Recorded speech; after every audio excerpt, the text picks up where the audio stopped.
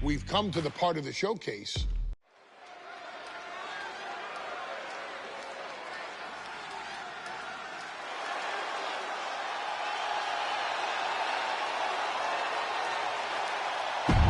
We are making history.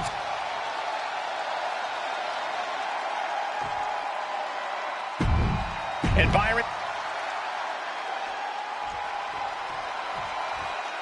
There's a big fight.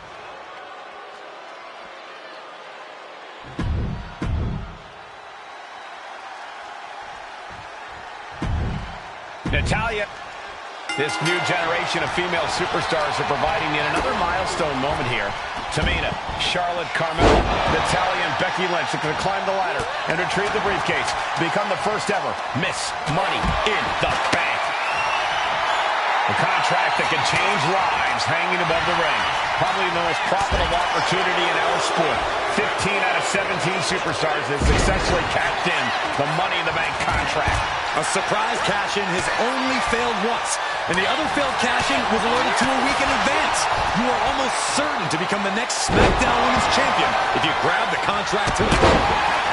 Remember, the first woman to climb the ladder and retrieve the briefcase will become the first ever Miss Money in the Bank. No countouts, no disqualifications in this match. Everybody is coming in with a different strategy, but remaining close is the key. Luck is going to play a part, but you'll increase your odds if you stay close to a ladder and close to the briefcase. Mad slam with some attitude. And looking at the playing field, the majority of these women love to utilize their submission offense to put opponents away. Tapping someone out won't win this match, but these women should not shy away from using the biggest weapons in their arsenal. We heard Becky say she was going to rip arms off tonight. You can't exactly climb a ladder with no arms. Nothing was being held back with each of those strikes. Big elbow. Could be considered an unexpectedly rookie mistake from the veteran Natalya. Yeah, Tamina displaying a higher level of aggression. And Charlotte with a strong impact. Carmella perhaps realizing there that she's not as untouchable as she claims. Charlotte looked as brutal as ever on that exchange. Sharp elbow. Is there anyone more intimidating in this group than Tamina? I've said it before. It could be a coming out party for Tamina. This is her time to live up to her family's legacy. If Tamina wins the contract, it guarantees her first title opportunity in over 2 years. More than an opportunity, it pretty much guarantees Tamina will become the next women's champion. Charlotte Flair making clear she has her number. And she's positioning the ladder perfectly in the center of the ring there. Ladder set right in the middle of the ring. Starts to climb, but needs to move quickly. She's in place. Can she end this here? Every second up there is allowing the opposition to recover. Better hurry. Trying to reach it. Trying to win. The longer this goes, the more likely we can see a hard crash back to the canvas. Tamina landing heavy offense on Charlotte.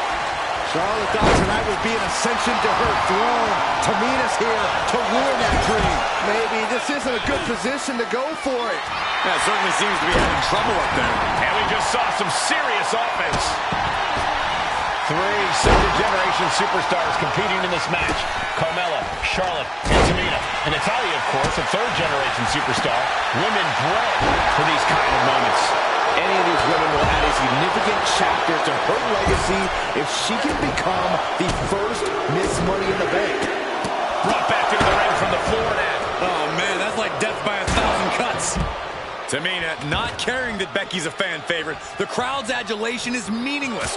All that matters is the contract suspended above the ring. Tamina's been showing so much dominance in this match. Sent straight into the barricade. Big right hand. Ladder's dead center and ready to go, guys. Climbing up. But is there enough time to go for the win? Taking things back into the ring. She's got it in her hands. Can she end it here? Might be a little overzealous going for it here. Too late to stop now, though.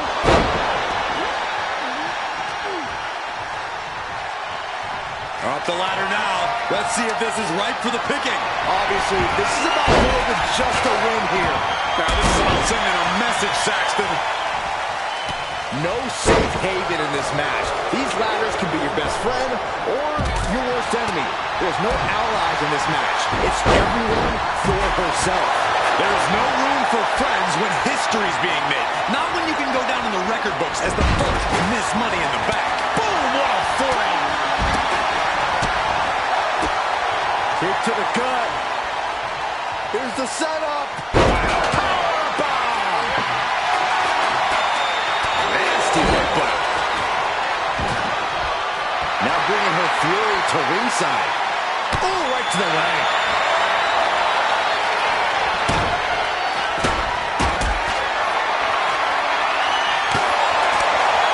Lifted up. What's next? And Charlotte being met with defiance there. Yeah, but when ladders are part of the match, you really can't expect anything less. No. Powerbomb onto the apron. Oh, man. Hands on, but can't quite grab it. Looks like scaling the ladder was the easy part of the job. Unhooking the prize is the big challenge. Flair delivering the chop. Natural selection. The Queen has put an opponent in the dirt, and now the ladder to her throne awaits. Money in the Bank briefcase still hanging high. This is what it's all about. The opportunity of a lifetime. Taken by Becky, looking for the armbar. Any one of these attacks could cause irreparable damage, but I don't think you can come back from this many. And she breaks her own submission hold. We don't see that often.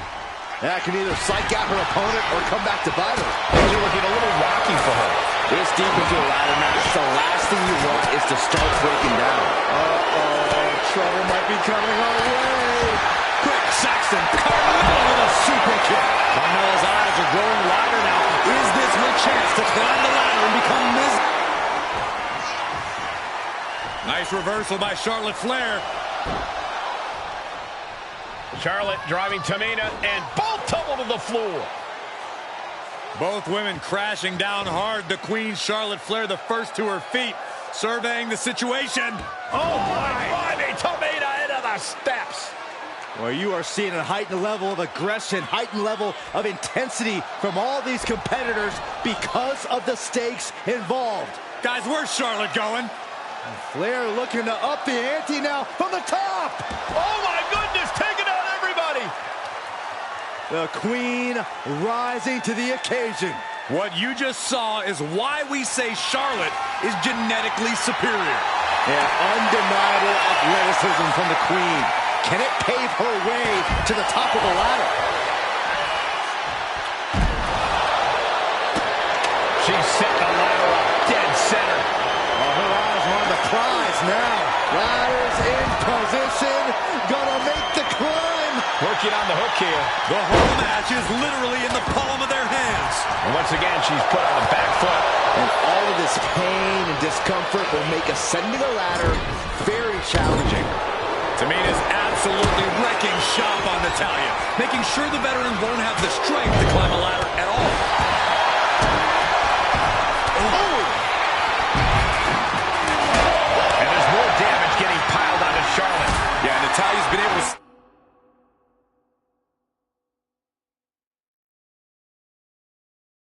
stay with it and has the advantage here. Lifted and completely helpless here.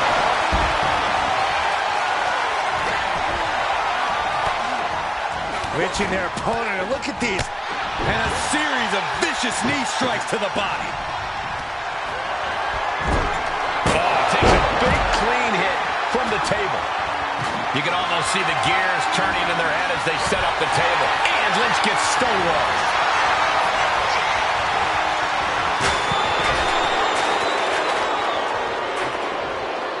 The strength of that slam.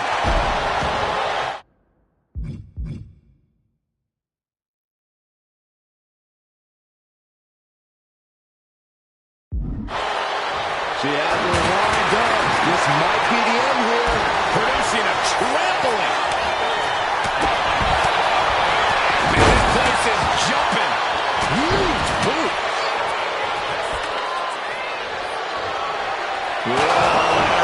Jeez, that's gonna hurt. She's just taken so much damage to this point. Yeah, she's really in trouble now. I don't know if she can turn it around. Here we go. Ladder set up in the middle of the ring. Perfectly positioned. Headed up that ladder. Center of the ring. Full impact.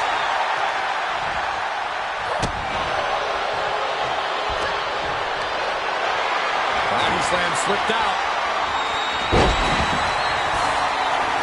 Goes into the corner. Running hip attack. What impact. Ladder's in position. Gonna make the climb. She's grabbing at the prize now. Is this the right time? Is this the career-making moment? Nasty chop delivered by Charlotte. Natural selection. And that is going to put Tamina out of the equation for a long time. This is the chance. Could be the only one. But it looks like that hook is causing a lot of problems up there. She's almost there. Could have been Natalia's night here at Money in the Bank. So close. Has to go faster.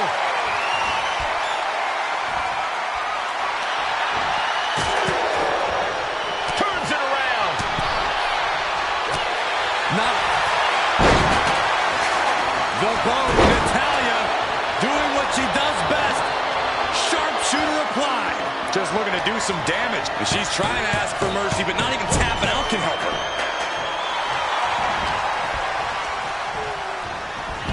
Leading her into the corner now. Oh, man, by the hair. Hair whip. She's headed to the outside. No threat of count out here.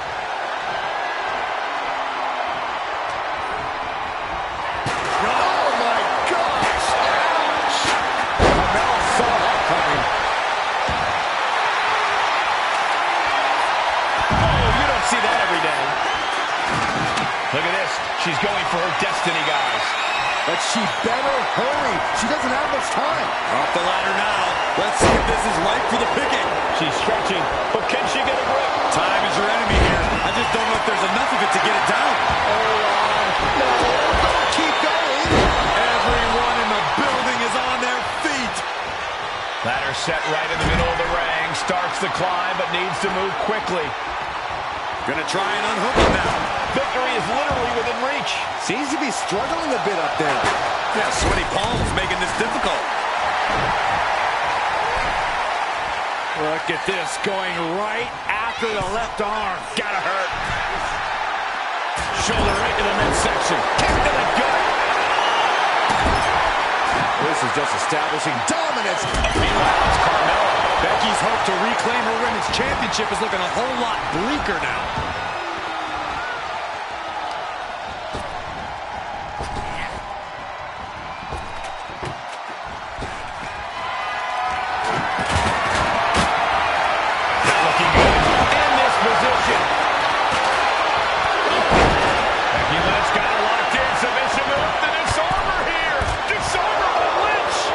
Submission. She's tapping, but it doesn't matter at all in this situation.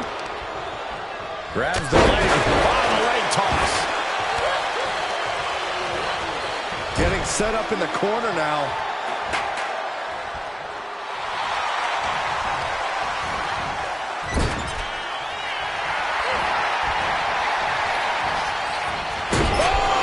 And you can tell that she's really hurting. The targeted attacks on her torso have been non-stop. Yeah, she's going to have to be taped up for weeks at the very least. Spear by the Queen. The Queen is stalking a staggered Becky. She manages to reverse it.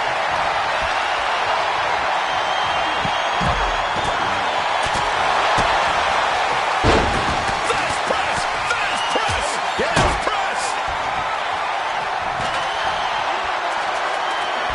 Looking for the suplex all the way up. Look at this power. Oh, no. Escapes and a chop block takes him down. Oh, look at Becky. Manhandle slam. Lariat.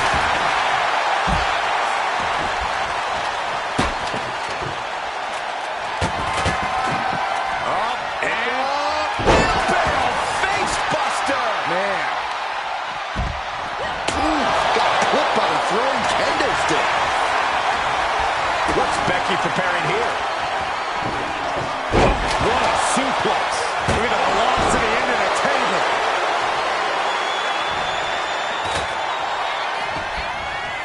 Big boot. Jeez. Ooh.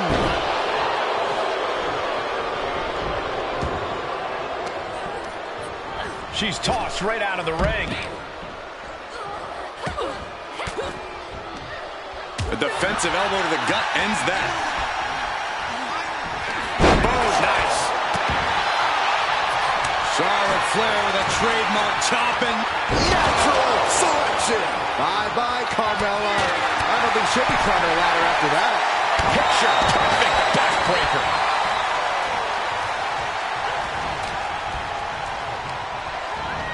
Lynch landing awkward on the outside.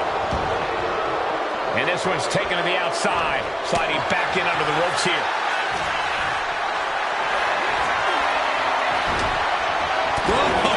Countering with a chop block will alter any attack. And her heart continues to be the focus here. That's got to be a fucking equilibrium. And the head taking a real pummeling here. I'm not sure I like this strategy. It's just brutal to watch.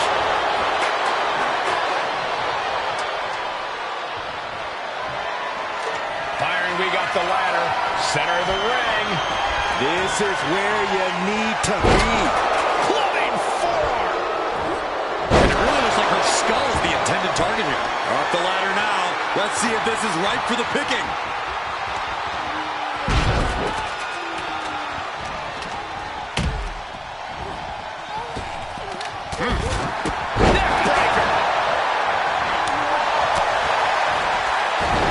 Pick the leg. Oh, man, that'll tear your hamstring. Rising to her feet, and she's going to be met with something fierce. Blistering shoulder block. She's bringing the fight outside. And now she delivers her back into the ring. Becky with a takedown, looking for the disarmer. Can she cinch it in? The disarm. Oh, she might want to tap here. Maybe her opponent. And the agony has no reason to end as we see her tapping out in pain.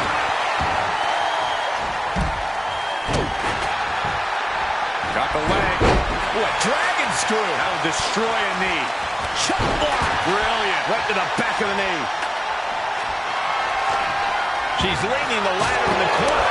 I've never seen anything good come out of this. Launched into a German suplex.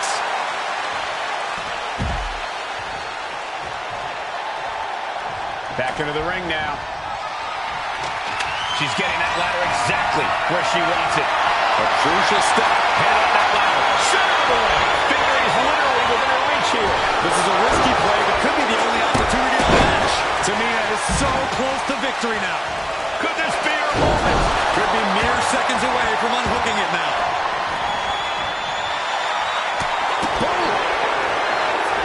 We should...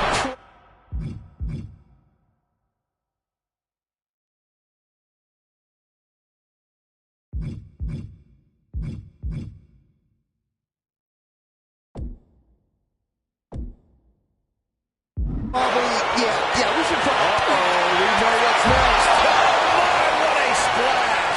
Tamina wipes out an opponent, but can she seize the opportunity and grab the briefcase?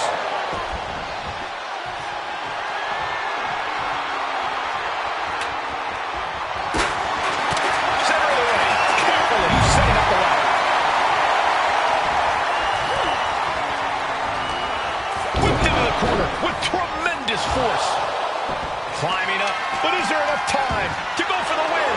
Trying to grab it. Hands must be shaking up there, making it difficult to capture glory. And that was a well-executed attack. Oh, sit out.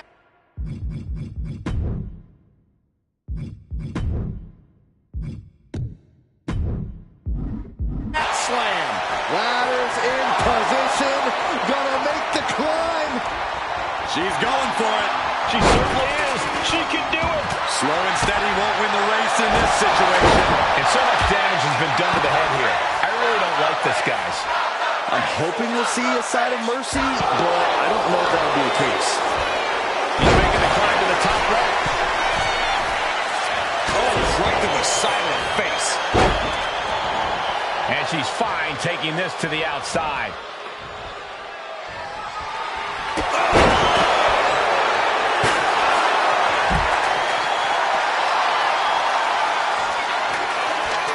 She set the ladder up dead center. Her eyes on the prize now. From the heavens, splash from the top. Natalya's night could have just ended right there. She might not be in any condition to climb a ladder. Placing the ladder right in the middle of the ring. Clearing off the announce table. This isn't going to end well. Headed up that ladder. Center of the ring. Reaching. So close to victory. It's going to take some time, but you got to just keep going. Here we go. This is hers for the taking. About to finish the job. Just yank it down. Force it. It's so... That's it. Tamina has the briefcase. Tamina is Miss Money in the Bank. The winner of the Money in the Bank contract and the first ever Miss Money in the Bank, Tamina!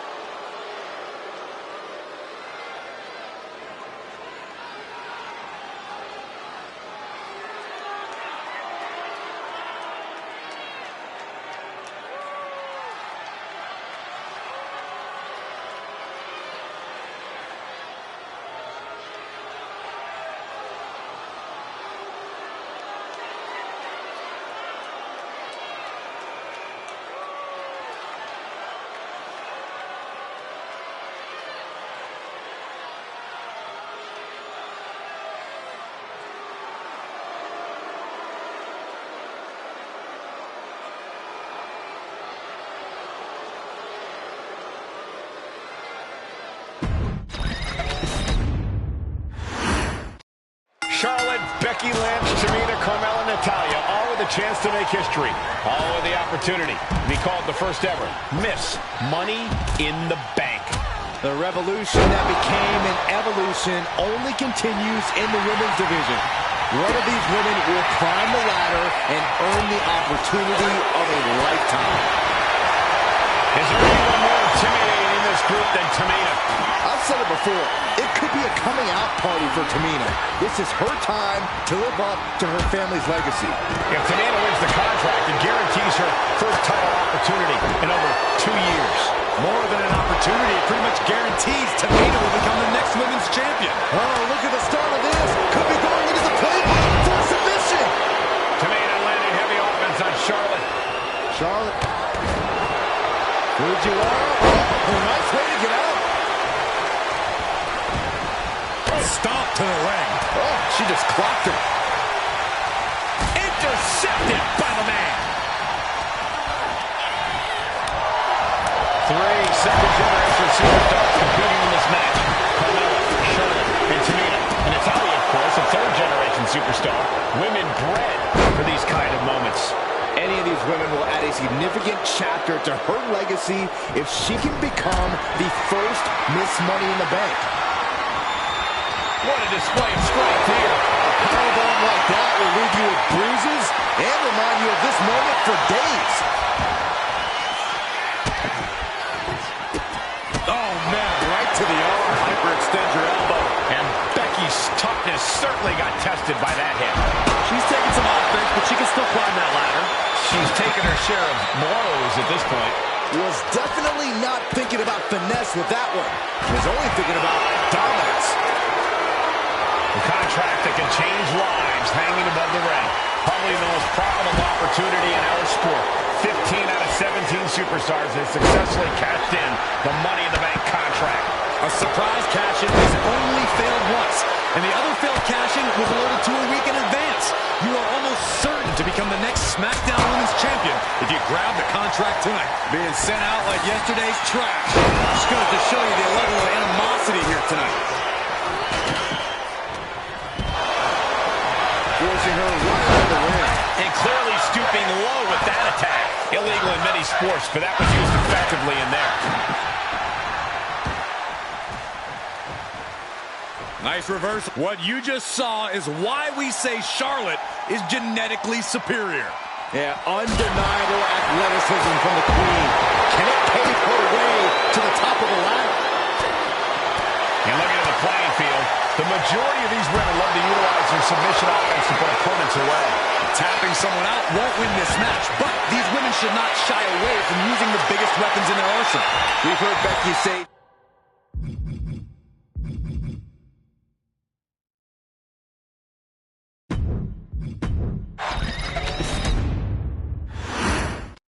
This new generation of female superstars are providing yet another milestone moment here. Tamina, Charlotte, Carmella, Natalya, and Becky Lynch are going to climb the ladder and retrieve the briefcase. Become the first ever Miss Money in the Bank. No safe haven in this match. These ladders can be your best friend or your worst enemy. There's no allies in this match. It's everyone for herself. There is no room for friends when history is being made. Not when you can go down in the record books as the first Miss Money in the Bank. Remember, the first woman to climb the ladder and retrieve the briefcase will become the first ever Miss Money in the Bank. No countouts, no disqualifications in this match. Everybody is coming in with a different strategy, but remaining close is the key. Luck is going to play a part, but you'll increase your odds if you stay close to a ladder and close to the briefcase. Dribbling the opponent's head like a basketball.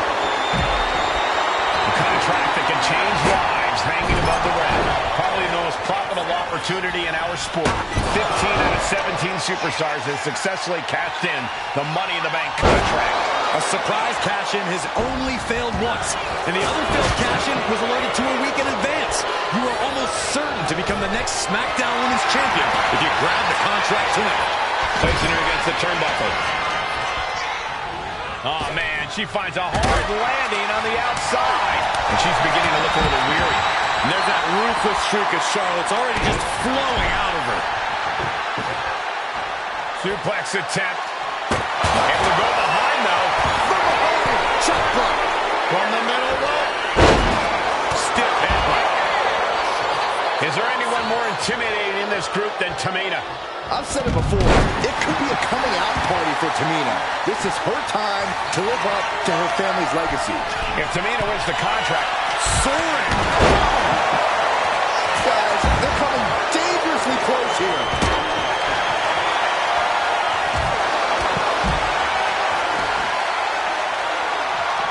Figure 4! Submission is in! And she releases her own submission. And I have to question as to why she would do that. This looks like she's setting a foundation for a masterfully laid trap. And it seems like she's looking to take things up a notch or two. Yeah, she's definitely got something big planned with this table. And that's not going to make Tamina happy. My beautiful Carmella looking to push the advantage after that. And looking at the playing field, the majority of these women love to utilize their submission offense to put opponents away. Tapping someone out won't win this match, but these women should not shy away from using the biggest weapons in their arsenal. We've heard Becky say she was going to rip arms off tonight. You can't exactly climb a ladder with no arms. Carmella might need to start leaning on her in-ring IQ after an attack like that. Yeah, Tamina just inflicted as much pain as possible and enjoyed it. All eyes are glued high above the ring. And Lynch got caught that time by some hard-hitting offense. This deep into a ladder match, the last thing you want is to start breaking down. Heart has to be pumping right now. Needs to focus and pull it together. Yikes, that'll either wake you up or knock you out. Target is set on Natty. She's in peril. Back into the ring here. Big close. Nasty chop delivered by Charlotte. Setting up the wall. This could be it. Natalya's night could have just ended right there. She might not be in any condition to climb a ladder. The prize is in sight, but is it in reach? It's just a matter of time now. No room for error on top of the ladder. Here's a follow-away slam. Oh, hey, nice athleticism. But their opponent set up. Oh, drop kick to the back.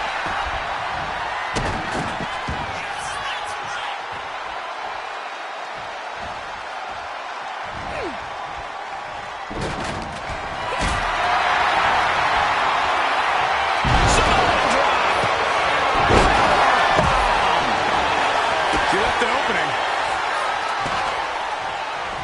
Quick thinking from Tamina.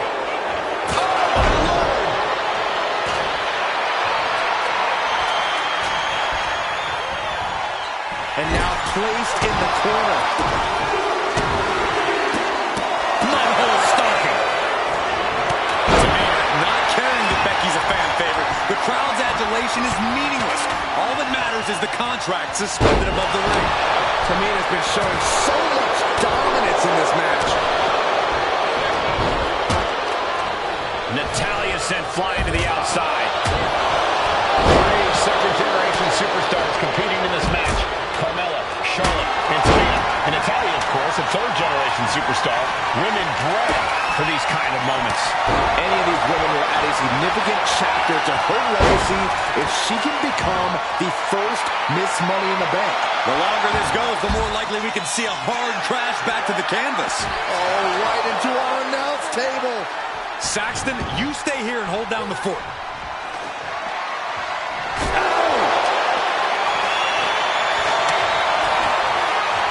Superstars set up. Let's see if this is right for the picking. Goodness gracious, destruction everywhere. Every second up there is allowing the opposition to recover. Better hurry, Charlotte, with a limited window here. Hands on the briefcase. Tugging and grabbing and doing everything to get it down. Climbing up, but is there enough time to go for the win? Full focus.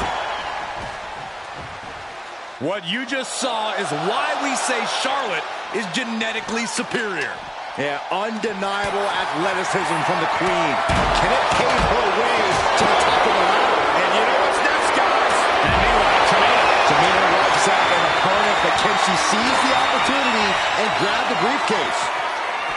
Tamina's absolutely wrecking shop on Natalya, making sure the veteran won't have the strength to climb the ladder at all. Money in the Bank briefcase still hanging high. This is what it's all about, the opportunity of a lifetime. What are you willing to do? How much can you sacrifice to be the first Miss Money in the Bank? All eyes are glued high above the ring.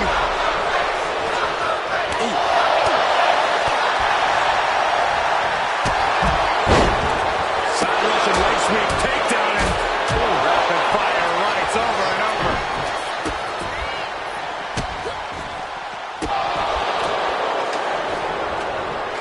Powerful contact by Tamina.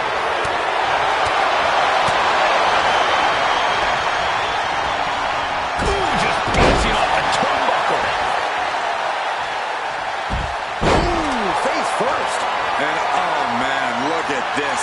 That last shot busted her open. Nailed by nature. Queen of Hearts looking to finish things off. He's about to do so, Corey. If she can step through, the sharpshooter Byron. she's trapped in the submission. This won't cost her the match. She releases the hold. No harm in changing things up if a submission isn't working the way you want to. Needs to move quick here. This might be her chance. Any opening could be the opening. You just have to go for it. Is this the right time? Is this the career-making moment? Oh, toss to ringside. Oh, the steel ladder being used as a weapon. Oh, the ladder finds the mark. Gonna be tough to bounce back from that one.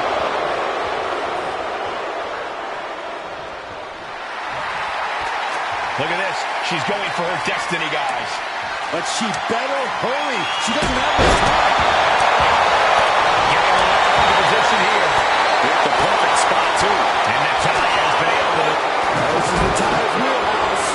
The Hart family legacy lives on. Tamina might have it here. Are we about... That's it. Tamina has the briefcase.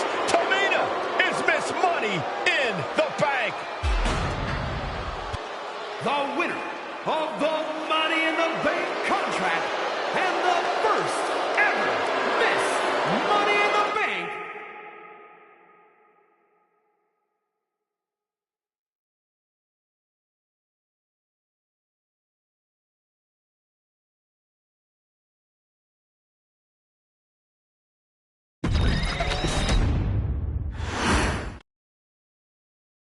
Any member of this family that enters the professional wrestling business knows about the expectations that are gonna be on their back. They know about the prestige that their very name carries. They know that those who came before them have accomplished so much, bearing the weight of those legacies can prove to be way too much for almost anyone. But that was never the case for Jimmy and Jey Uso. Jimmy and Jey Uso looked to be stars from the very start, constantly evolving their look, style, and offense as they progressed in their careers.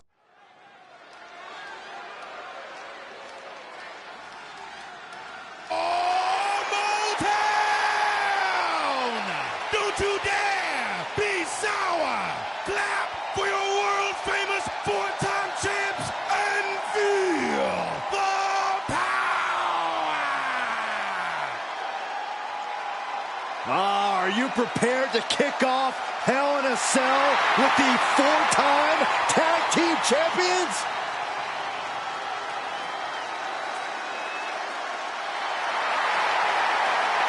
The following contest is a tag team Hell in a Cell match and is for the SmackDown Tag Team Championship and accompanied by Kofi Kingston at a combined weight of 490 pounds. The SmackDown Tag Team Champions Xavier Woods and Big E, the New Day. Well, I can't say that I'm ever prepared for a man swiveling his hips and playing the trombone on the way to the biggest fight of his life. This is our first Hell in a Cell match of the night. The New Day actually requested this match to defend their tag titles. Who would have thought 4 months ago when this rivalry began that it would end once and for all inside Hell in a Cell? New Day about to make it evident that the time for fun and games is over.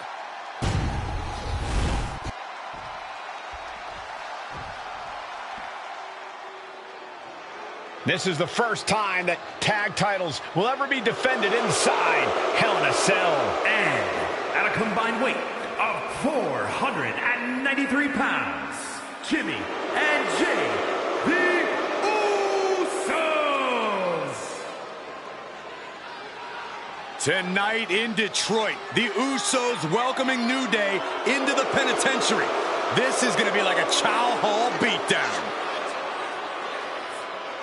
In every sport, you hear about super teams. Well, tonight, we're seeing two super teams of the modern era. This is going to be special.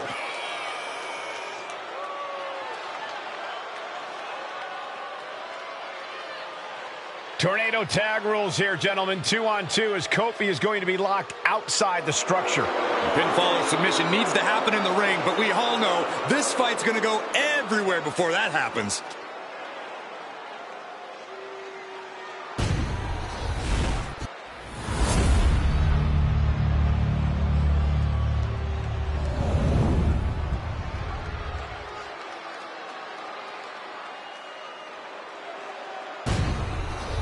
So that's what it's all about, the tag team titles.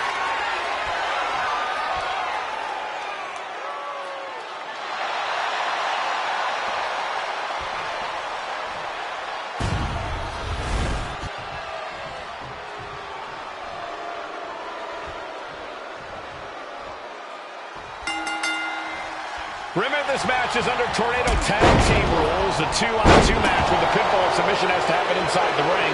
In the Hell in a Cell, no tags, no countouts, no disqualification. The Usos and the New Day came into this match expecting and prepared to raise the bar, raise the level of competition, and make history. This is going to be unforgettable. All the talking we've heard leading to this match, we've heard the Usos call the New Day, quote, 3 clowns on a tricycle. Look, the Usos love the trash talk, but they deliver. And wait, trouble here. Can he get it fully locked in? He gets back into the ring. Kick to the gut. Traps the arm into the hammerlock. Hammerlock DDT. Just devastating. Shoulders down. And keeps his partner alive.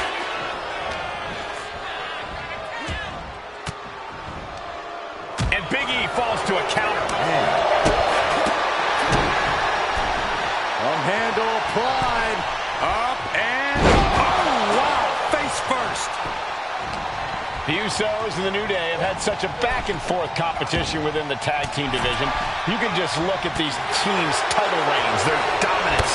It tells you these are the two best teams the WWE has had in a long time. And while I do believe there's an underlying mutual respect, we won't be seeing it tonight because these are two very proud teams who feel incomplete without the championship around their waist. And planted them with a well-executed DDT. Corey, for as entertaining as the New Day are, they can scrap with the best of them. Remember that. Look, don't let the booty-os and trombones fool you. New Day can get down and dirty, especially when they have the Usos put... Shoulders down. Gets his shoulder up before the 2 count. I didn't think this match was close to over. He'll take things into the ring. He's got him caught. Launched with a belly-to-belly. New Day referred to this as their power lineup when having Big E involved in there with Xavier Woods. Big E is powerhouse of the group. Woods has that blend of speed and power, making him the most well-rounded superstar for New Day. Turns it into a pin attempt. Maybe that was just to keep his opponent off balance. Oh, and there goes Woods. Fishing for something beneath the ring. Settling on the kendo stick. No good can come from this. Heading to the top rope here. Watch out! Oh, God, terrible landing on the outside. That right there was a patented crash and burn. The decision to go high risk produced no reward. Wow. Corey, a few weeks ago, we saw the New Day walk out of SmackDown as champs in a duck to clothesline. Turn around. Big combination here. Move. And Xavier wasn't looking too thrilled there. Yeah, the Usos not looking thrown off in the least. Just grounded and pounded. Oh, man. Ah, look at this. Just cranking it out.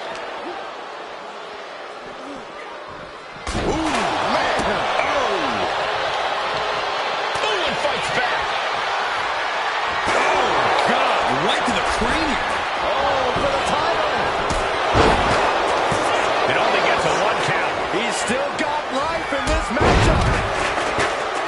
The Usos following the footsteps of many great family tag teams, the Steiner brothers, the Head Shrinkers, who, of course, Jay and Jimmy's own father was a member of. It would be a very proud moment for the Anoa'i family if the Usos can capture their 5th tag team championship here. Yeah, it doesn't fall far from the tree for Jay and Jimmy. Just a factory of elite specimens come from the Anoa'i blood. He's in a bad place. This is where we'll put all in for him. He's covered. New champion coming. He's able to cut off the pin count here. He's lining him up.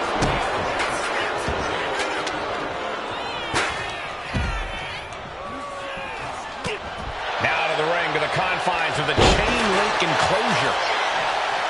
So many amazing matches between these two teams. They said it this past week on SmackDown. No matter where we are, we put on a show. The Usos and New Day going at it inside Hell in a Cell. And Jey Uso set outside the ring, and now the New Day on the attack. Big E, as aggressive as I've ever seen him here tonight. And Xavier Woods now with toys, kendo sticks in hand. And it's about to get more aggressive, more vicious, more barbaric.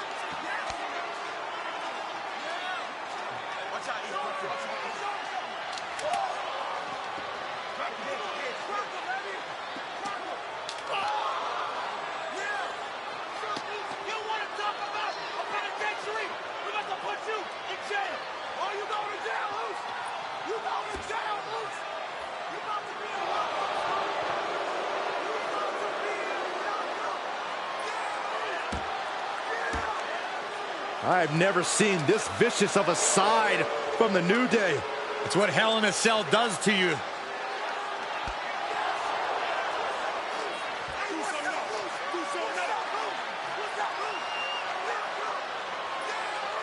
Oh, now with the kendo sticks, Xavier Woods unloading.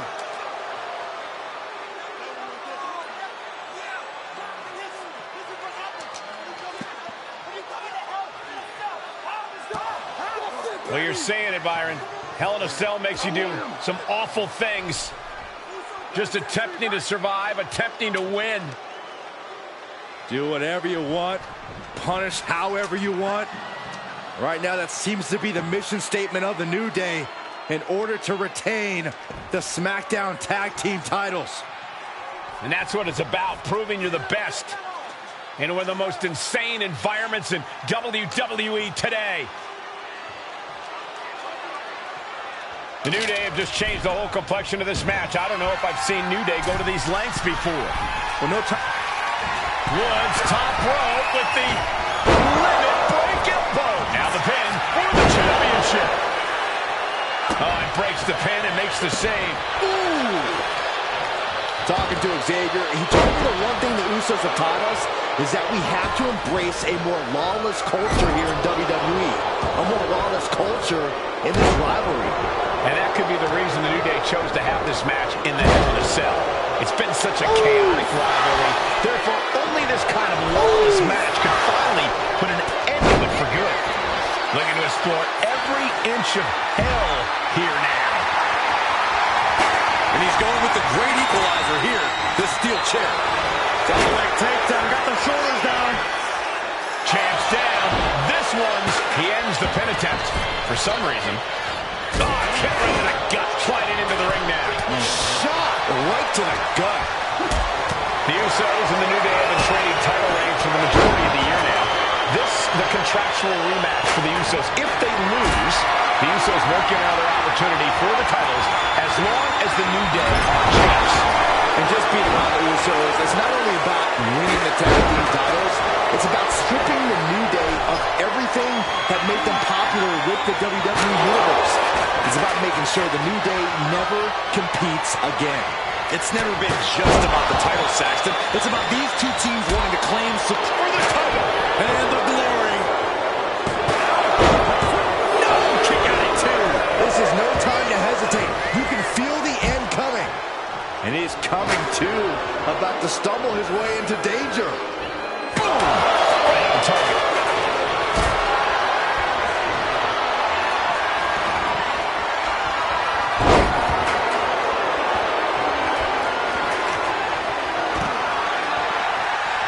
And the action is shifting now into that dangerous area between the ring and the walls of the cell. Gets lifted into position. Down! Brutal! And he now slides back into the ring. Bang! He finds a counter. Jimmy on his way to the top rope. Look at this. Boom. Nice. Big in. Shoulders are down. To retain. And the champ can't keep the shoulders down. This is where great cardio makes all the difference, helping you stay alive deep into the match. A big mistake, and that error could be costly. He's looking for something. This could get dangerous. And here comes Old Faithful. The steel chair is in hand. Oh, my God, a steel chair. Swing on sight and don't stop. Uso. Oh, man, he landed right there.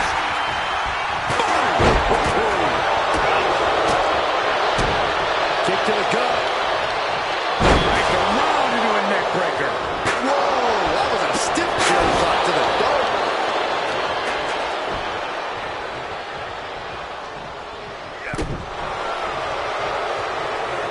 Super kick. We got a new champ here. Counter stop. It's not over yet.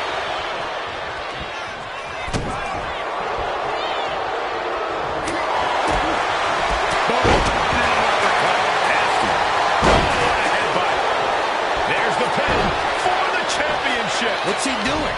He had this match in the bag. Oh, that hurt right to the kidney. And Jimmy and Big E slugging it out middle of the ring. This has been a vicious, brutal match between two of the great tag teams today. Here comes Jey Uso into the fray alongside of his brother. Bang! Double super kick. And the Usos now looking for that patented Uso splash from the top rope. Uso splash! The cover to win the tag team titles, and Woods handcuffs it all, breaks it up. At the last possible second, Xavier Woods saving this match for his team. Yeah, credit to Woods for his never say die attitude, but Xavier Woods is outgunned right now. And look at Woods still fighting back. Yeah, with the handcuffs. Using the handcuffs as a weapon. That's smart.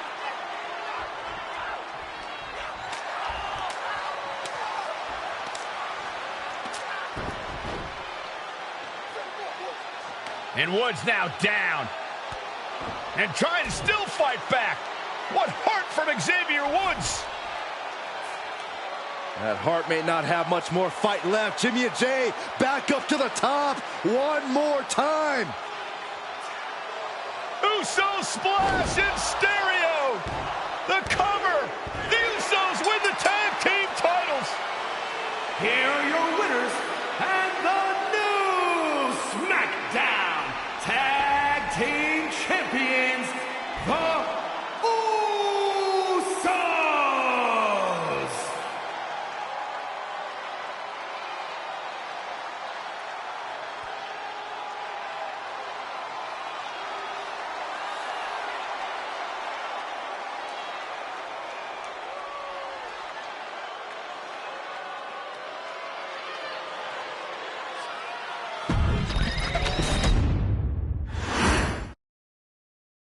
Next on our showcase is someone who wasn't born into this family, but has put in the time and more than earned her spot. She's always happy to leave haters in the rear view, and when she enters the room, you will undoubtedly feel the glow. Of course, I'm talking about Naomi, who many of you may know has reigned as Jimmy Uso's wife and queen for over 10 years. There's the old saying that behind every good man is an even better woman, and this could not ring more true than Naomi, who I will say is an absolute treasure. Jimmy will frequently speak during old Bloodline planning sessions about how much her support and love drove him to improve as a superstar, always stressing her importance not only to the WWE Women's Division, but to his career and his life as well. In the ring, there is no denying Naomi's skills. The former women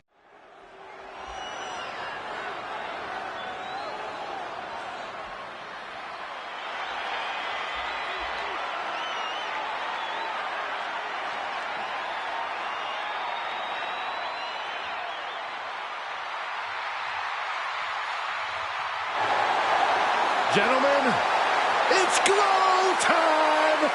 I got an idea, Saxton. Why don't you glow home? No, I cannot, Corey. When asked earlier this week about this matchup, Naomi said it is an honor to be here, an honor to make history, because for the first time ever, a women's championship will be defended in Saudi Arabia. Naomi certainly has momentum on her side, and as we've seen in recent weeks, it appears as though Bayley has at least a healthy respect for Naomi. Well, so much of Naomi's career has been predicated on making history. You think back to Naomi being the winner of the inaugural WrestleMania Women's Battle Royal, being the first African-American SmackDown Women's Champion, and tonight, once again, an opportunity to make history in her career.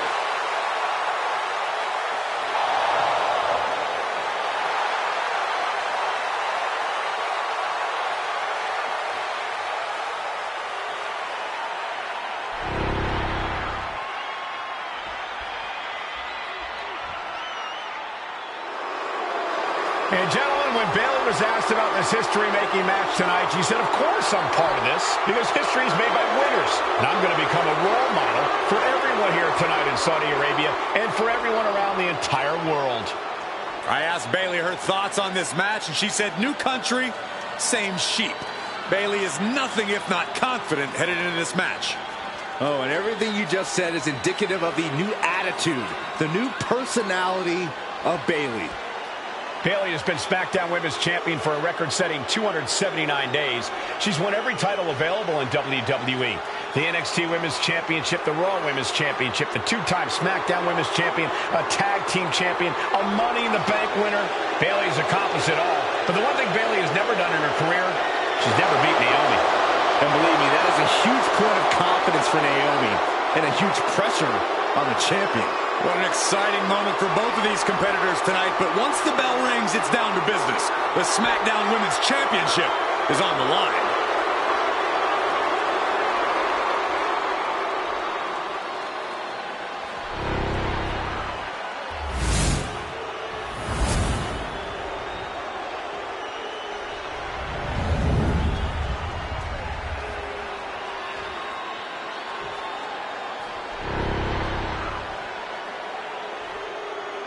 The following contest, scheduled for one fall, is for the SmackDown Women's Championship. Introducing the challenger from Orlando, Florida, Naomi.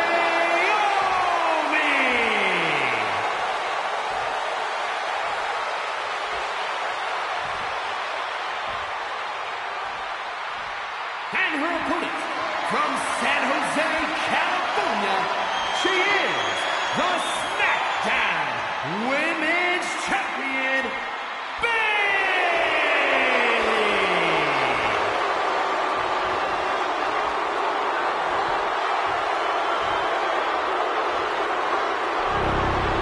For the first time ever, we have a Women's Championship match here in the Middle East, in Saudi Arabia. Bayley against Naomi. Will Bayley's record-setting reign end here tonight?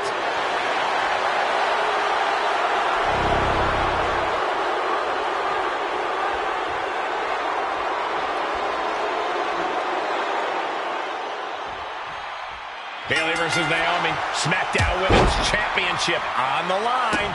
So much of Naomi's career has been predicated on making history. And tonight, she has the opportunity to make even more history. And Naomi's got plenty of momentum coming into this match and is feeling mighty confident herself. Bayley sent to the outside. She's headed out of the ring. Looking for a little more breathing room. Good night. What a stunner. Bayley having every reason to be confident heading into this matchup. But 279 days as champion, Corey, can take a toll on you. Bayley has been carrying an exhausting weight on her shoulder for a long time. I don't think it's anything Bayley can't handle, Cole. Once you reach the mountaintop, perched up top. Whoa, what a landing! The airtime, the fearlessness. What a ridiculous maneuver to the outside. Naomi going for broke. And this high-risk offense from the challenger might be catching the champion by surprise. The challenger being the aggressor here, but remember, the title can only be won by pinfall or submission inside the ring. A factor to consider in this match is that Naomi took some time off to rejuvenate herself, to get her mind right, to refocus on her desire to once again be champion here in WWE. So this isn't necessarily the same Naomi the WWE Universe or Bayley is used to. And Naomi says that after taking time off, she's better physically and mentally than she's ever been in her career. And I think it was you, Byron, who asked Bayley if she changed. And she said, I didn't change. I just did what I had to do, and look what I've done. Well, you're right. Love it or hate it, Bayley's doing what she's had to do by hook or by crook to maintain a stranglehold on the SmackDown Women's Championship. What a way to get out of that one. She's rocked, and things aren't about to get any better. Looks like she's heading back into the ring. Springboard up. Oh, this is just ruthless. Just dropped her like she was nothing.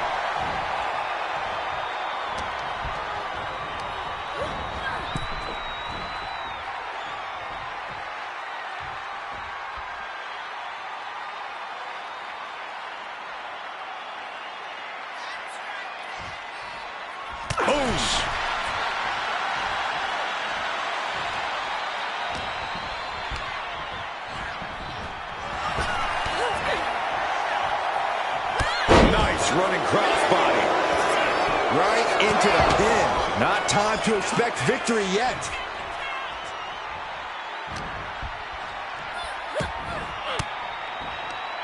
And she reversed it. Sent into the corner. Being placed onto the top rope. And here we go. Championship's on the line. Naomi's got Bayley in trouble up on the top rope. This could be Naomi's moment. Smart move by Bayley, protecting her title and going to the eyes. Oh, what a kick. Bayley is down and in trouble. Quick thinking by Naomi, looking to close this one out. Nobody home. Bayley wisely moves out of harm's way. What's Bayley trying to do here? What the? I think Bayley's trying to trap Naomi's legs in Naomi's own shirt. A great counter by Naomi. Naomi ducks underneath, and we got a standoff. Great match so far. Well, Bayley thought she had Naomi, but the challenger was ready. Well, the champion has to find a new strategy in a hurry. Naomi, feel the glow. Here it is, cinched in. Is hope fading? Is this how the night will end for her? Looking less like a question and more like an inevitable conclusion now. A couple of knees and then another one, and that'll force the break. Oh, man, right across the chest. Quick thinking from Naomi. Calls out the rear view. Can the champ recover from that? Rear view by Naomi. We'd like to see a new champion crowned. Naomi did it. We have a new champion. Here is your winner, and the new SmackDown Women's Champion, Naomi. Bayley's stranglehold on the SmackDown Women's Championship has ended. The Glow era has begun. Bayley was as aggressive in this match as she's ever been, but Naomi's confidence and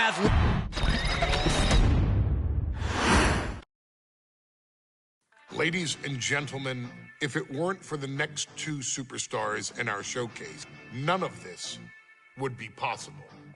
Because without Atha and Sika, without the Wild Samoans, there truly is no dynasty. While it was their father who made the blood oath with High Chief Peter Maivia, it was Atha and Sika who built the family up, training generations of relatives, all with the single goal of becoming the best professional wrestler on the face of the planet. And while the two would together be WWE Hall of Famers, based solely on their work as trainers and cultivators of the next generation, their in-ring successes only add to their immortality.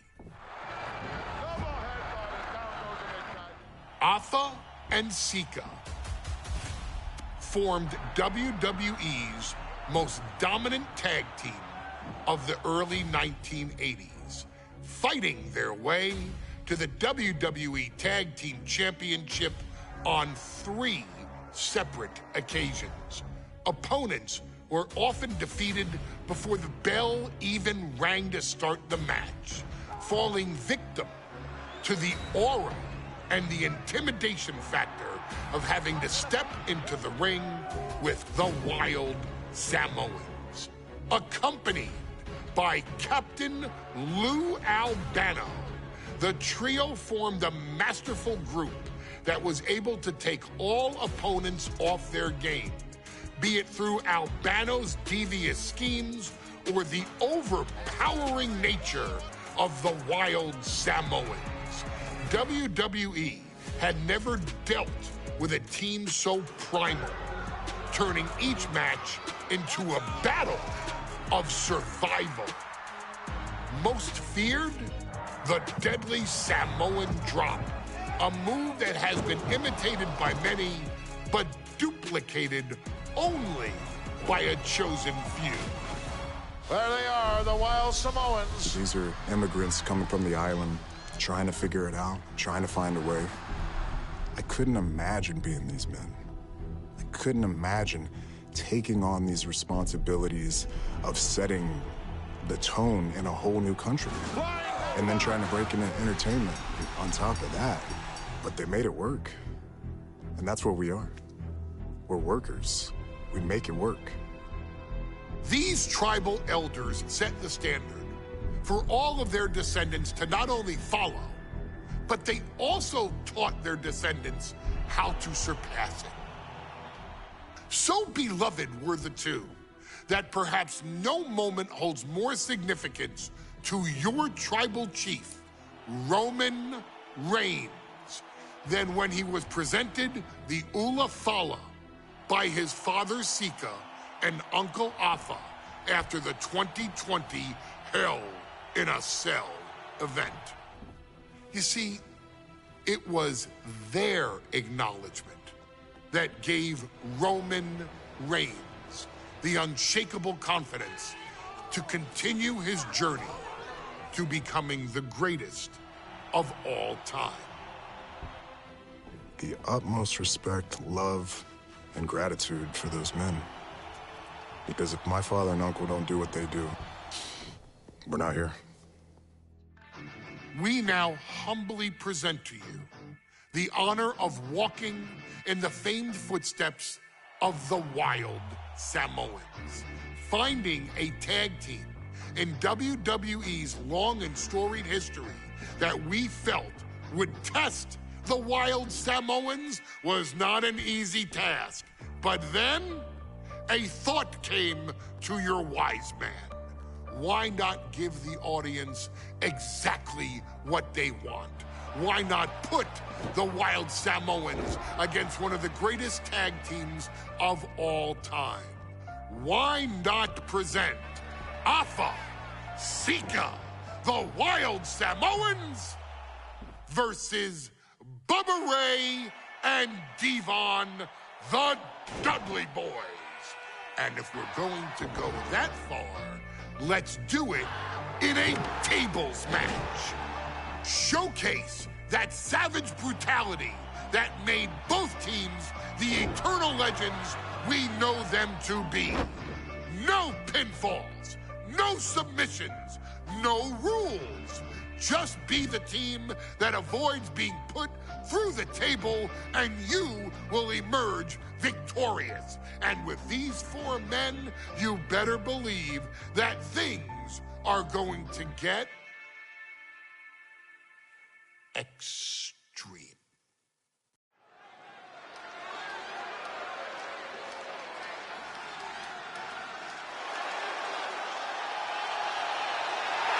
And here they come. Bubba Ray and Devon are ready for a fight.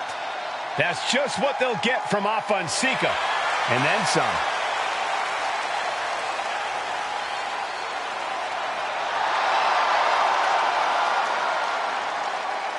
The following contest is a tag team tables match.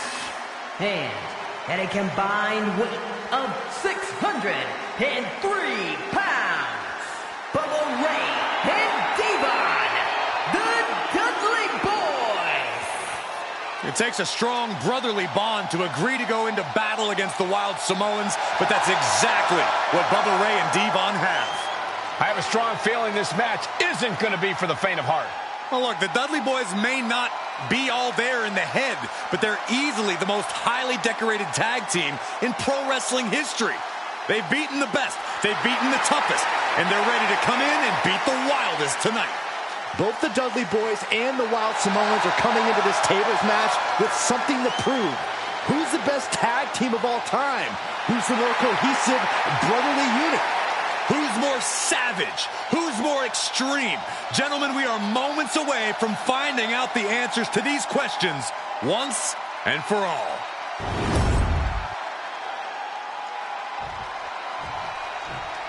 Guys, this is going to be a great one. You can feel the electricity already. I feel the excitement and some fear, too. Accompanied by Captain Lou Albano and a combined weight of 645 pounds. Alpha and Sika, the Wild Samoans. This tables match might be a dream match for many, but for both the Wild Samoans and the Dudley Boys, this is about to be one team's greatest nightmare. Alpha and Sika clearly not looking to back down here.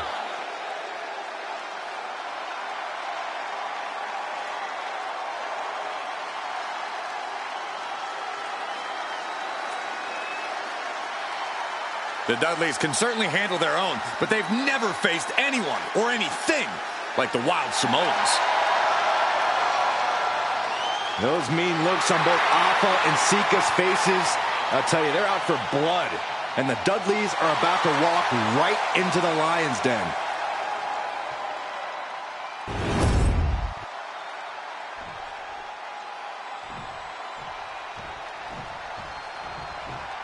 Here's the bell, and it's the Wild Samoans, Alpha and Sika, taking on Devon and Bubba Ray Dudley, the Dudley Boys.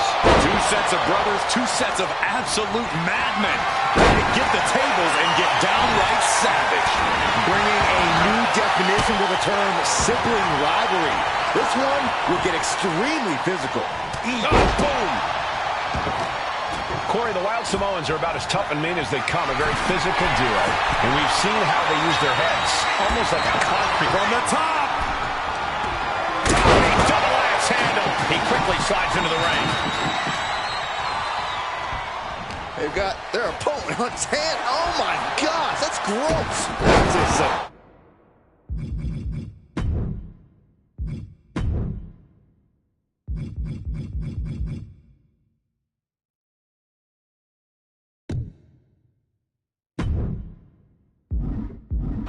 Individual. You can sever an artery or suffer nerve damage after something like that. Or at least need a tetanus shot. Crank in the head. Oh, runs right into the table. Already he's taken on some damage. Oh! Now these are obviously two juggernaut tag teams clashing, but this is also a match that clearly favors one team over the other. Be honest, Corey, do you think the Wild Samoans really have a chance in this one? This is the Dudleys' wheelhouse, Cole. No team knows more about excelling in a tables match than Devon and Bubba Ray. The Wild Samoans have a lot of unbridled aggression working in their... Up high! Look out below! The 1-2 punch of high risk, high reward. Such a peculiar look coming from the Wild Samoans, as if they have no control of their animalistic behavior. Alpha and Sika, both individuals that compete barefooted. Not something common of most wrestlers, Corey, but it is actually very customary in the Samoan wrestling heritage. It's how they train. It's how they live in the Isle of Samoa. And no one delays a fight just to put some boots on. Samoans are ready for battle at the drop of a hat. Bubba wasn't prepared for that. Yeah, Alpha just brought the fight to him. And he comes in under the rope stand. What are they doing here? That kind of force in the arm can have lingering effects. And what's this manager looking for under the ring? He has no business down there. And the Wild Samoans always have that gaze in their eyes, that look that makes you question their understanding of their surroundings. Yeah, and I have to wonder if Alpha and Sika are even aware of what the tables are for. I'm afraid they'll just keep on dishing out punishment, expecting a bell to eventually ring. And into the corner he goes. Elbow on the spot. He's got a plan for that table, and it does not involve a dinner party. Popped up into the Samoan drop. Incredible. Alpha and Sika might have just shown us the prelude to the Dudleys' demise. And that was taking the attack to the competition with that one. Dropped him with a big shoulder tackle. And we can harp on how this match was something almost tailor-built by the Dudley Boys. With a famous series of TLC matches they've had, the Dudleys have become synonymous with the T in TLC. What? Unbelievable athleticism. just going for it all and landing a direct hit. Manages to reverse it. Oh, no, getting in position. What's he planning to do here? He lets go of the hold, but I don't see any reason for it. No telling what's going on in his mind right now, Michael. And the announce table's getting a makeover. That's not very feng shui. That definitely says more chaos to me. No clue what he... I don't think this table's going to last much longer. That gets reversed on Sika. I still can't get over the look I always see on the Wild Samoans. It's like they have a one-track mind towards savage brutality. They for sure answer yes to every question that makes up a scary tag team. Yes, they're rough. Yes, they're tough. Yes, they remain. Yes, they will hurt. And yes, they will not stop.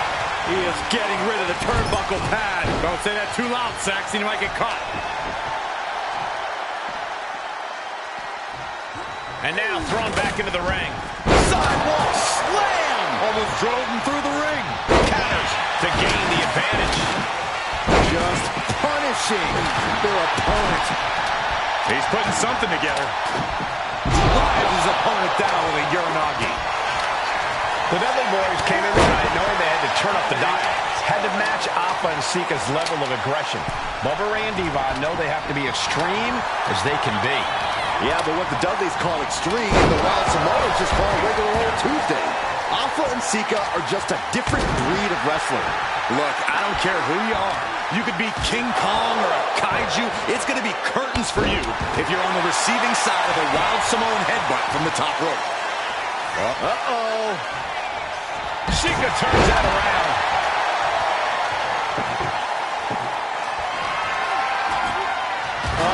Don't bring the fight over here. Better clear out, guys.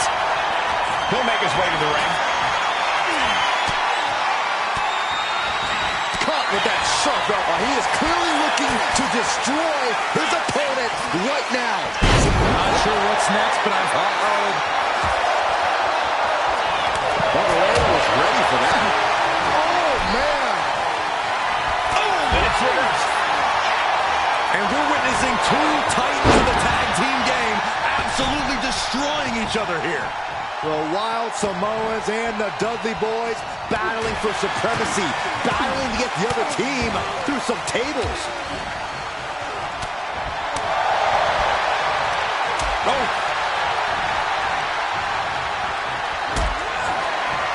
Sika going up. Goes under the ropes. From way up. Carrying the opposition. What's the... And Alpha and Sika just beat the Dudley Boys at their own game. Here are your winners, Alpha and Sika, the Wild Samoans. And it's the Wild Samoans standing tall, having beat the Dudley Boys at their own game. Devon and Bubba pushed Alpha and Sika to their limits, but in the end, there was only one way this match could end.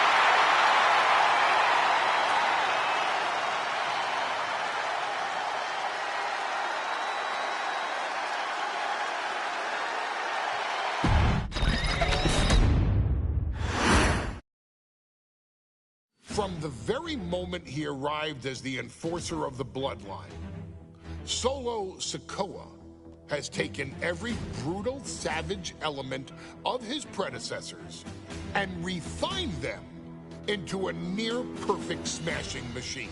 Even in the year before his arrival, Solo raised eyebrows and garnered buzz while competing in NXT. But nobody could have predicted just how smoothly his transition to the main roster would go. And before I go on any further, let me make one thing perfectly clear. I'm only saying what I'm saying about Solo Sikoa because I am a wise man. I'm a professional. And because I'm being handsomely compensated for my stellar work as your host of the WWE 2K25 showcase. I haven't forgotten what Solo Sikoa and his rogue bloodline did to me. but I also know better than to let personal feelings hinder your professional endeavors. So with that being said, since his arrival at Clash at the Castle in 2022, Solo Sikoa has consistently been involved in WWE's biggest moments and biggest matches. He's been victorious in War Games. He's repeatedly enforced the Bloodline's will to maintain Roman Reigns' status as undisputed WWE Universal Heavyweight Champion. I brought Solo in as an insurance policy. Solo was here to protect me. Solo was here to maintain the promised land. He's violent. He's strong, he's fast, he's all those things. And he betrayed me. Any man who would betray me must be a very dangerous man. Solo defeated John Cena. Solo elected to betray your tribal chief, Roman Reigns, in an attempt to bestow upon himself the title of tribal chief. When I refused to acknowledge Solo as my tribal chief, you are not my tribal. He, Tamatonga, Tongaloa, and Jacob Fatu put me through a table in Madison Square Garden. And that led to opportunities to compete for the undisputed WWE Heavyweight Championship. It's led to more visibility with Solo's Rogue Bloodline ruling over SmackDown. Every choice Solo made only furthered his standing in WWE.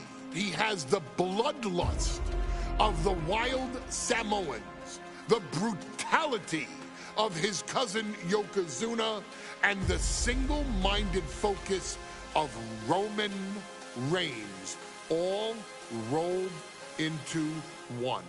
There is no question the future is his for the taking, and that he will be champion many times over, and that he may set records of his own before it's all said and done. Few men have so quickly served notice to all of WWE in the manner that Solo Sikoa has done. Whether you want to acknowledge him or not is irrelevant.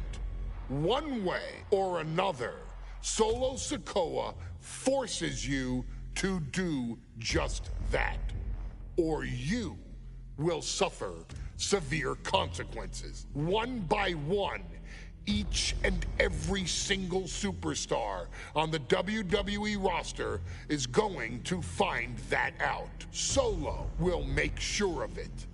I, of course, will simply await any and every opportunity for your tribal chief, Roman Reigns, to teach Solo some manners.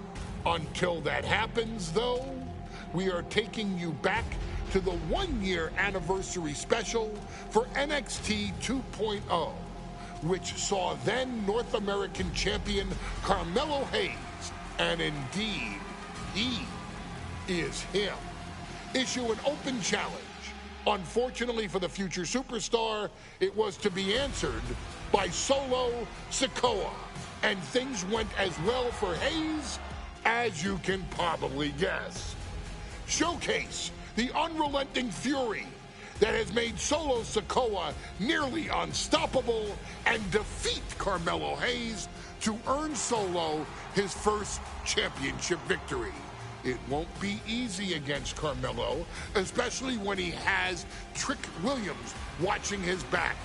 And if you make one mistake against the champ, he'll take his shot and most likely hit nothing but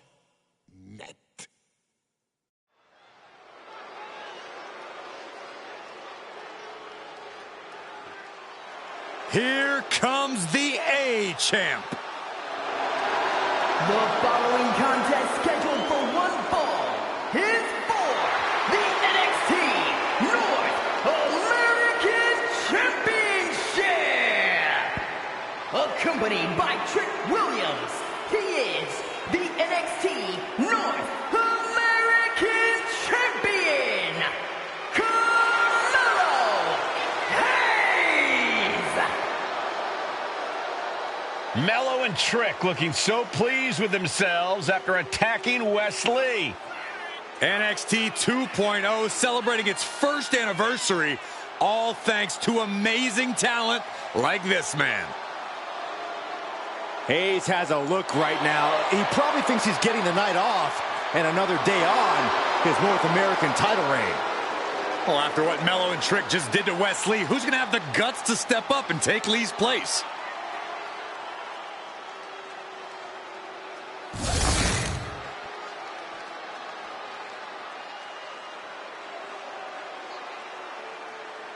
What? This place is shaking! We never thought we'd see Sikoa again. His opponent from Las Vegas, Nevada, weighing in at 250 pounds, Solo Sikoa! And Solo is dressed to fight, too. I really didn't think we'd see him again. We saw him at Clash of the Castle 10 days ago where he cost Drew McIntyre the WWE Universal Championship. Well, as far as I'm personally concerned, Sikoa isn't welcome around here. Mello needs the night off. Well, Mello talks about wearing the biggest crown in the WWE, but it's Sikoa who sits at the biggest table in WWE. Well, he wasn't exactly invited to sit at this table now, was he? We said to expect the unexpected. Is this title match going to happen?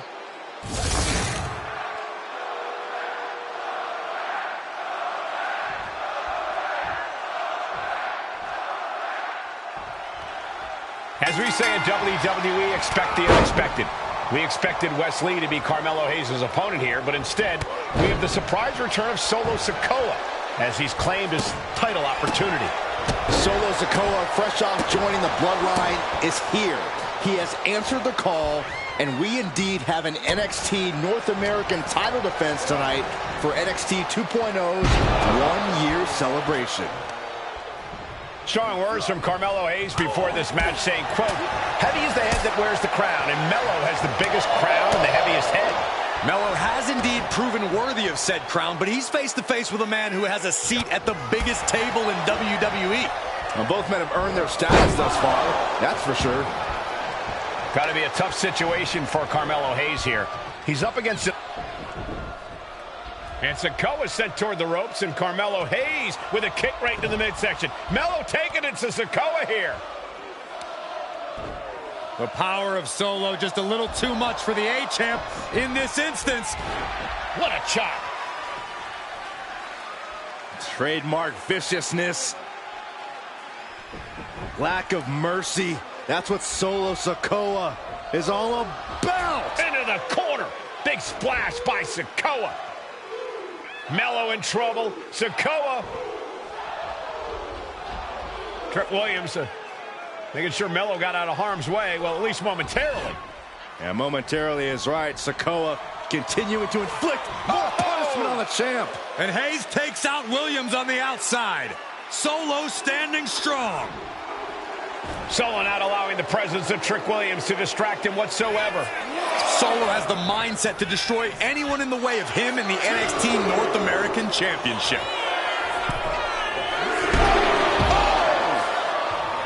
You got to be impressed by both Solo Sikoa and Carmelo. Uh-oh, this is not going to look pretty. Submission being applied. Such a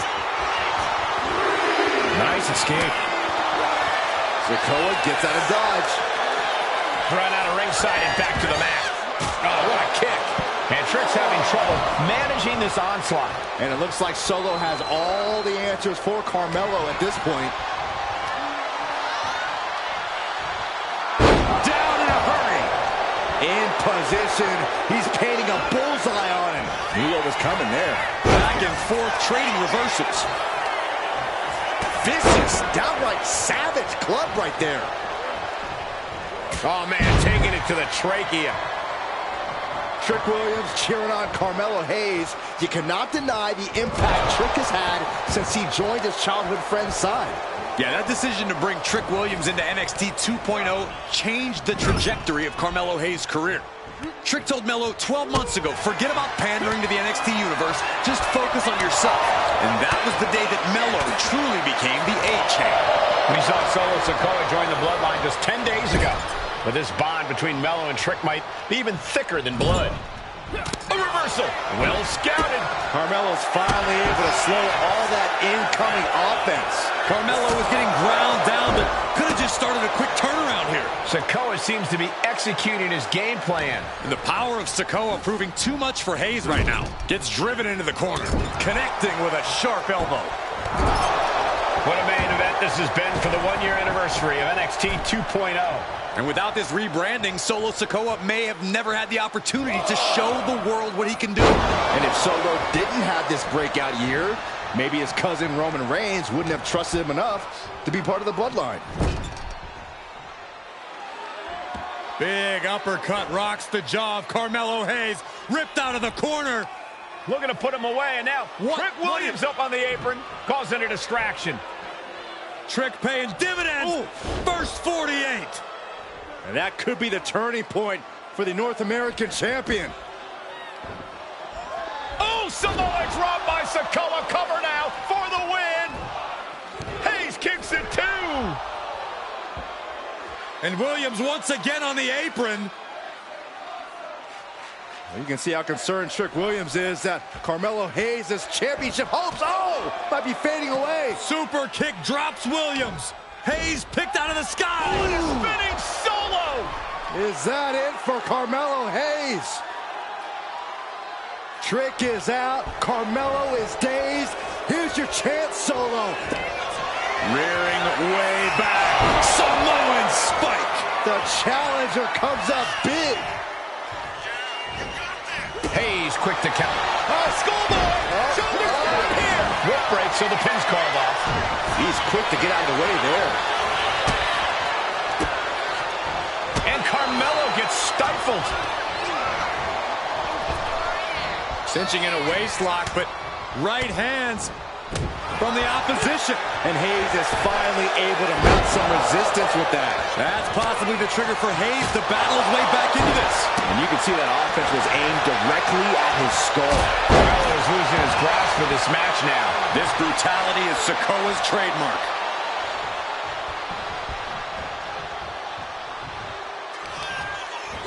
Sikoa. The spinning solo by Sikoa. Sikoa just... winding up. Samoan spike. Could that be enough to gain the title? Makes the cover. What the? Sikoa is the new champion. Here is your winner, and new NXT North American Champion, Solo Sikoa! Solo is your new champion. And is the North American title now going to SmackDown? This has to be the most unpredictable era.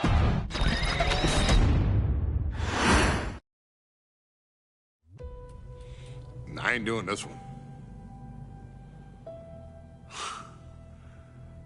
We can have all the fun we want with these video games and this showcase, and these fantasy matchups like Offensica versus Bubba Ray and Diva.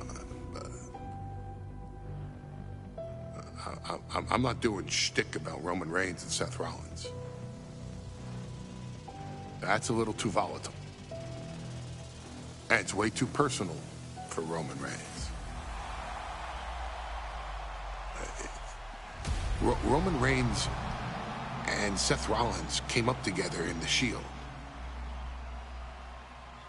And Seth Rollins took it upon himself to disband the Shield by blindsiding Roman Reigns with a chair.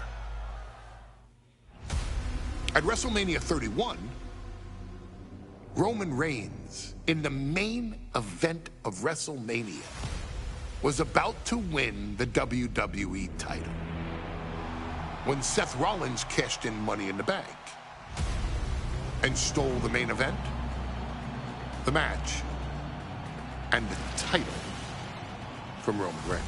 Roman Reigns lost the Undisputed Championship after almost 4 years, the greatest title reign of all time, to Cody Rhodes. Not because Cody Rhodes was the better man, but because Seth Rollins was right there. And the seduction, the bloodlust that Roman Reigns had for that moment of revenge was too much for Roman Reigns to give up. And for the first time in Roman Reigns' life, he took his eye off the ball for that much time and smashed Seth Rollins with a chair, the same way Seth did a decade earlier to Roman. And that moment gave Cody Rhodes all he needed to end the most historic title reign in WWE history.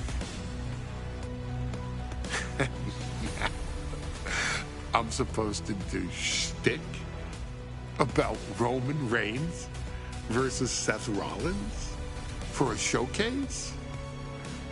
I mean, it's smart, because the next time Roman Reigns steps into the ring with Seth Rollins will be the last time Seth Rollins steps into a ring.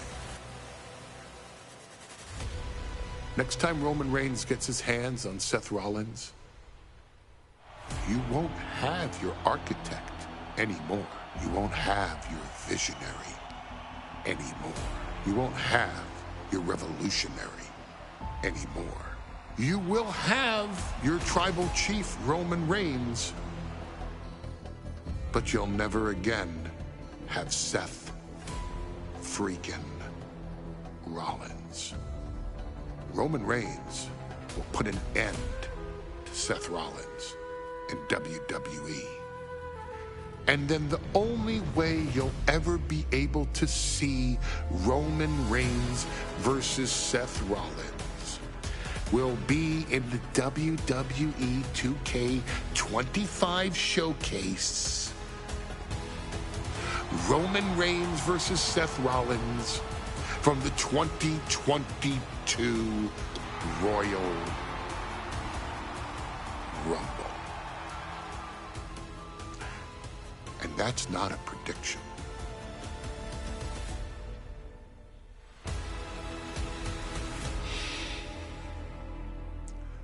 That's a spoiler.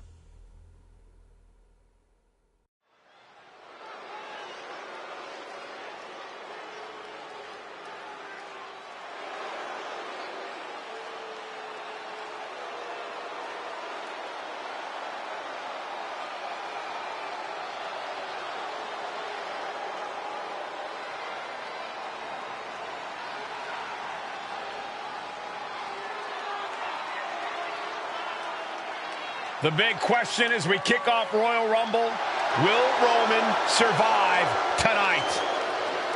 Well, the man who's walking down the aisle here in front of 44,000 plus is the greatest champion of all time, transcending the business.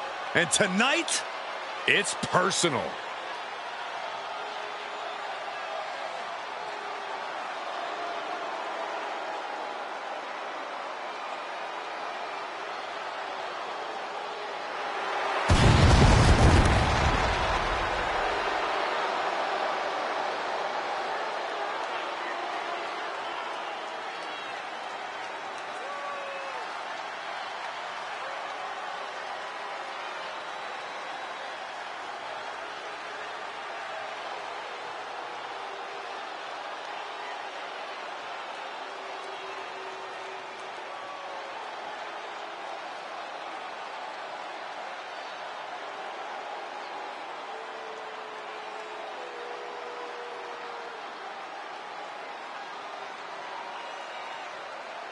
For 17 months, Roman Reigns has dominated everyone. And luckily for Roman, he's had a special counsel and his cousins to help him keep cool, keep focused, and concentrate on the business at hand. Now Paul Heyman is gone, and the Usos are barred from ringside. And without those calming forces, Corey, cracks started to form last night in Roman's armor. No telling how Roman's going to handle things on his own. It's been years since he competed on his own, but that's the situation we're seeing right now for the Tribal Chief.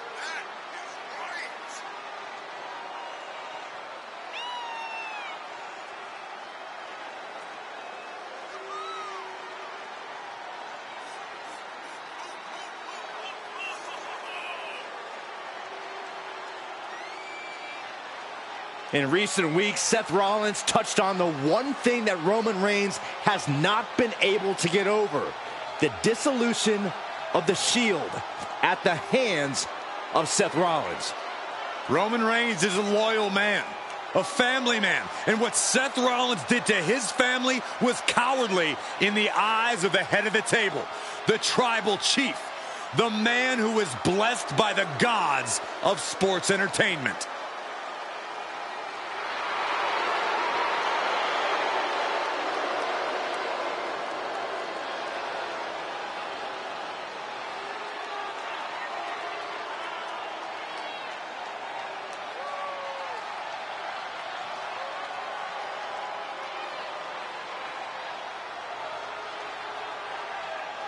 Corey, on SmackDown last night, we saw one thing that we haven't seen out of Roman Reigns.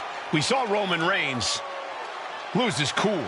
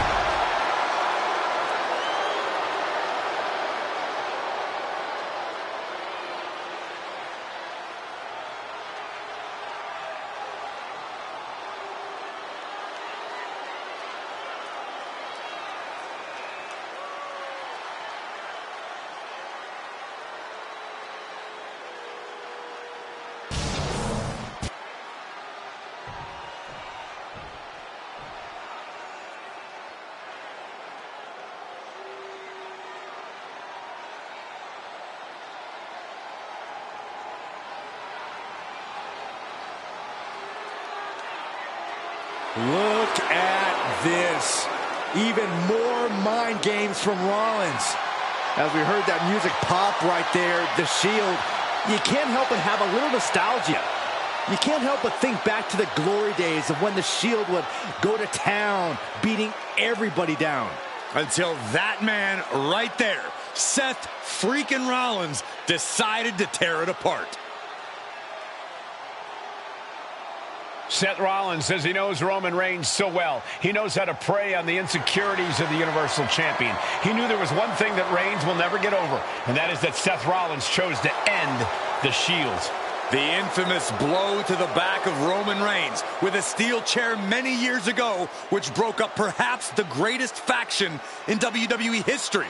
Well, tonight, Rollins will use that to get in the head of the champ and win the Universal title.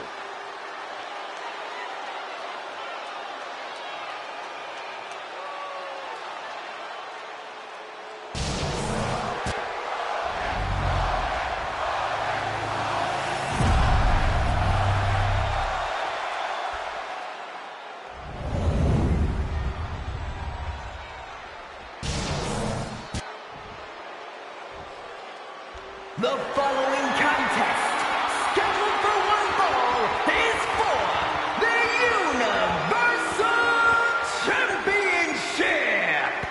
Introducing the challenger from Davenport, Iowa, weighing in at 217 pounds, Seth freaking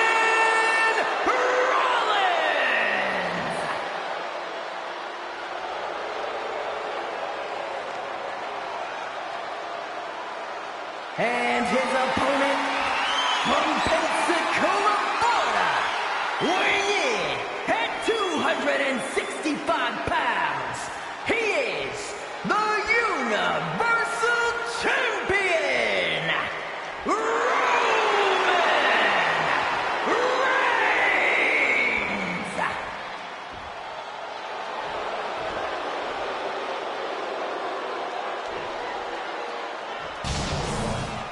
It's been interesting watching Reigns throughout these introductions, muttering to himself at times. Honestly, Rollins seems to be in Roman's head.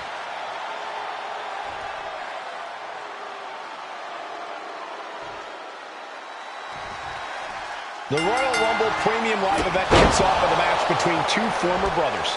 Roman Reigns in his record 516-day reign as Universal Champion versus Seth Rollins, donned in the old gear that they used to wear in the Shield. Rollins looks very comfortable in that tactical vest yet again. But he's even more comfortable inside the head of the Tribal Chief. We haven't seen Roman with this type of look, this type of confusion in 500+ days. Gentlemen, for 17 months, Roman Reigns has dominated. He had special counsel and cousins to help him stay in control, to keep his cool, to concentrate on the business at hand. But now Paul Heyman is gone, and the Usos are barred from ringside. Without those calming forces, cracks have started to show. Every comment Rollins has made about their past cuts deeper. Every mind game breaks Roman's spirit even further. This might be the toughest physical battle the Tribal Chief has faced, but it definitely is his toughest mental battle. Has him in the corner, thinking of the next move. No escape from these punches. You want to wear your Shield gear? You want to play mind games with the head of the table, Seth? This is what you get. Be prepared for the wrath of the Tribal Chief. And the wise man, Paul Heyman, will be at ringside for a championship match tonight, just not this one. And that's just sickening to me, Cole. Reigns had just cause for firing the wise man, and now Paul's right back with his old client. Heyman has zero loyalty to the Bloodline. Okay, Corey, did you forget the fact that Roman attacked Heyman? Anyway, Reigns just needs to forget all of that tonight. Rollins is already playing next-level mind games in this match. Reigns cannot let Paul Heyman's actions affect him. Roman certainly seems out of his comfort zone right now, guys. Reigns in his comfort zone aren't even in the... Oh, looking to end this. Pin attempt by the champion. Big kick out. Very close. Fatigue clearly setting in. Ooh. Even before Seth put his gear on, he came into this match with a clear-cut advantage. You're right, Cole. 1 week ago on SmackDown, Seth Rollins and Kevin Owens defeated the Usos. As a result, Jimmy and Jay are barred from ringside. It was an all-or-nothing move, as Rollins would have lost his title opportunity had that match gone the other way. It just proves that Seth freaking Rollins will take every freaking risk to win.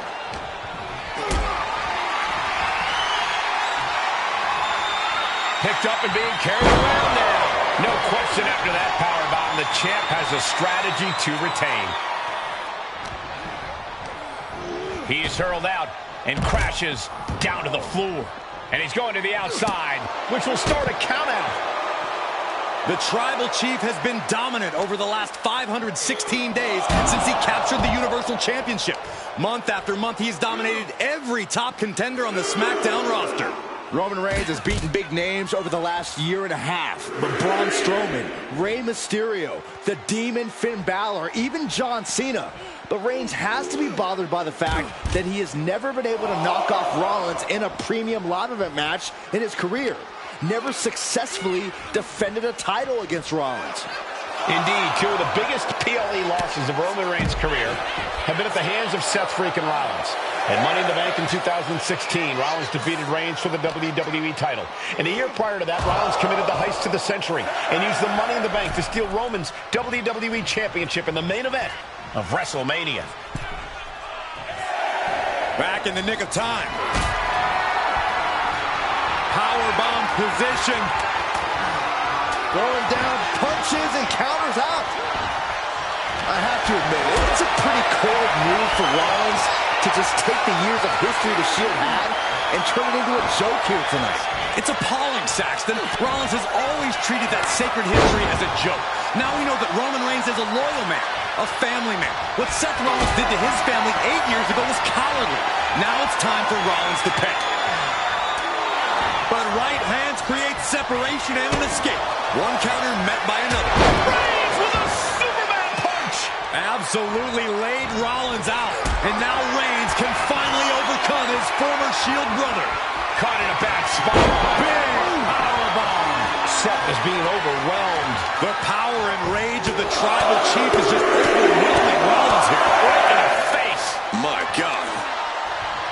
I hate to say this, but the Tribal Chief has become extremely frazzled without the benefit of having the Bloodline by his side. Every little move Rollins makes seems to put Reigns on edge. This outfit, the Shield's entrance music. I bet if Rollins gave Roman a fist bump, it would make the Tribal Chief go nuclear. Oh, stop right to the hand.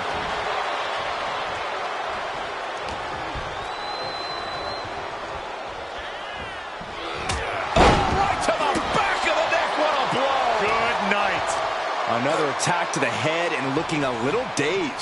Sit-out powerbomb. Roman's on a roll here. And you can see Seth is being run into the ground by Roman.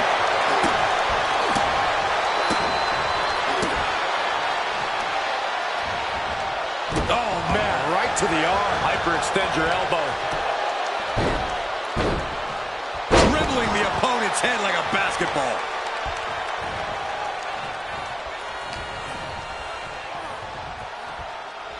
Neckbreaker attempt. Oh, look at the power. No other plans instead. A neckbreaker of their own. Taking off from the ropes. Rollins pulling out all the stops early. Roman Reigns needs to kick into higher gear to catch back up. Oh, he timed that counter well.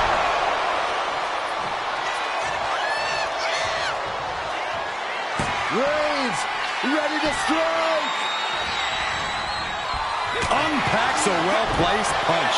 Caught the leg. Clothesline takes him down. Forget about it. Isolating their opponent's arm and oh! Goodness gracious.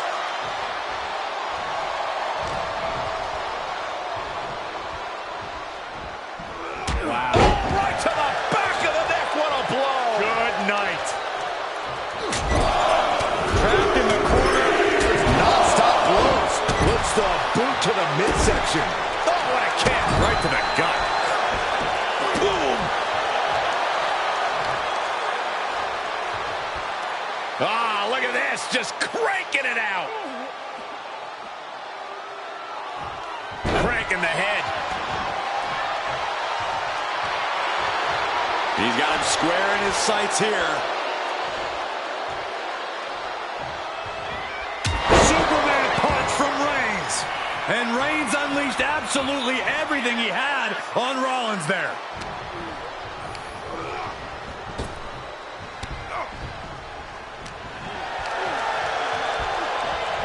Reigns crashes to the outside. Seth Rollins just sitting back and degrading his opponent.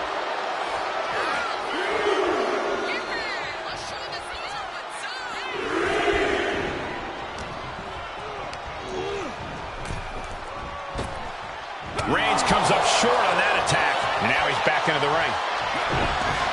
Headed out of the ring.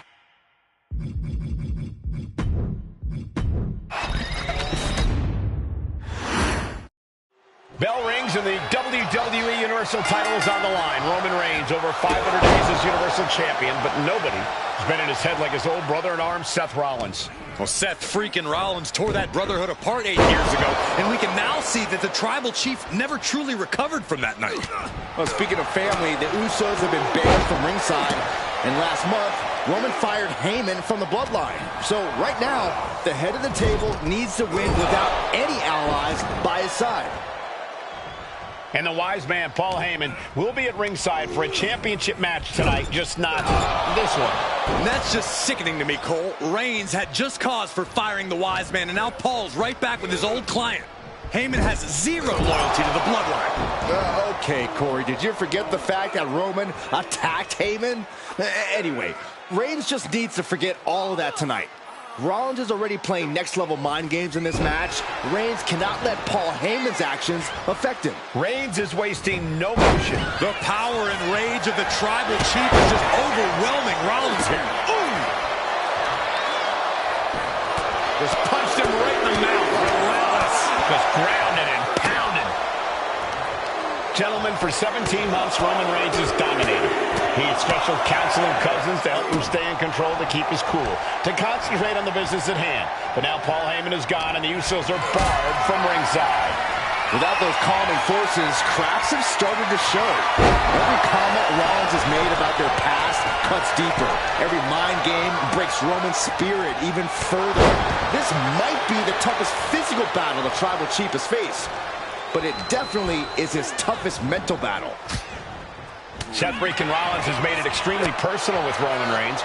Years ago when he destroyed the Shield, and again in the lead up to this match. And if I'm Roman, I'm taking all that aggression and ending this quickly. Go full force and incapacitate Rollins ASAP, because the longer Reigns fights Rollins' rage, the more potential he has to make a tactical error. The stomp has been so effective for Rollins, but he might have an even more dangerous move this night with the pedigree. Indeed, the pedigree made famous by a man who's been part of the story since the beginning. Triple H, the man who manipulated Rollins into turning on the Shield, became something of a father figure for Rollins. And judging by the cerebral approach Rollins has taken tonight, he indeed knows how to play the game. And he tosses him back in now.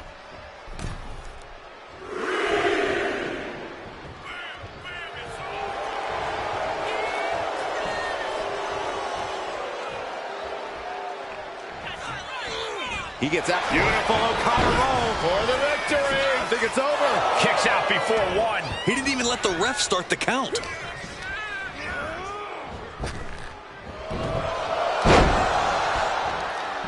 Devastating kick. We have a pin for the title.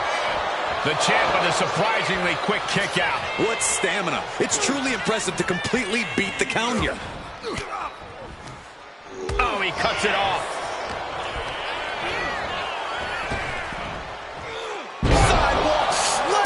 Almost drove him through the ring.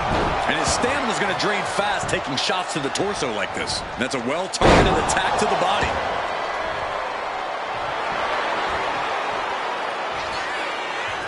Rollins lining up. Massive miscalculation on that one. Ripcord. Oh my goodness, nasty line. Oh, and Roman fights back. I have to admit, it's a pretty cold move for Rollins to just take the years of history the Shield had and turn it into a joke here tonight. It's appalling, Saxton. Rollins has always treated that sacred history as a joke. Now we know that Roman Reigns is a loyal man, a family man. What Seth Rollins did to his family... This might be it. The champ might keep it here. I don't even think Roman's aware of where he is anymore. He has tunnel vision for Rollins. The only thing the Tribal Chief is seeing right now is red. And heaven have mercy on... And here's Reigns now, misses wildly with the clothesline attempt. Spear! Spear by Reigns! Roman Reigns from out of nowhere with a spear! That could end it for Rollins if Roman could just make the cover. Roman trying to fight through the pain. Oh my... Guys, look at what Rollins is doing.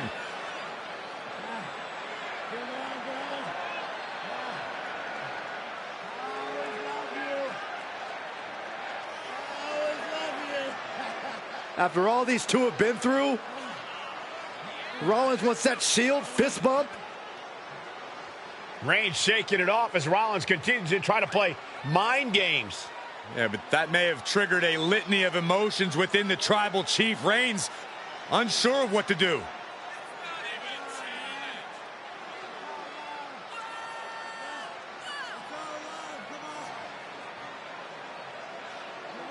Roman Reigns determining what to do now. Will he slay his former brother? Reigns now. Look, gonna lock in the guillotine. Submission Well, there's move your locked answer. in. Submission move locked in. Rollins in major peril right now. Rollins looking like he's starting to fade.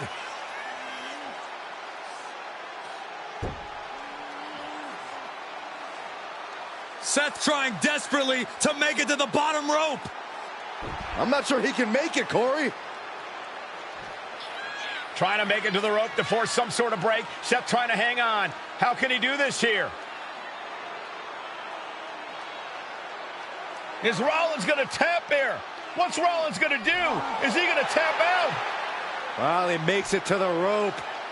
Reigns has a 5 count to break the hold.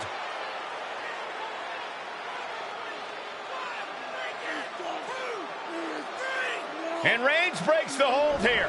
Roman breaks the hold, and this match continues. It just shows you how locked in Roman Reigns is to winning this match.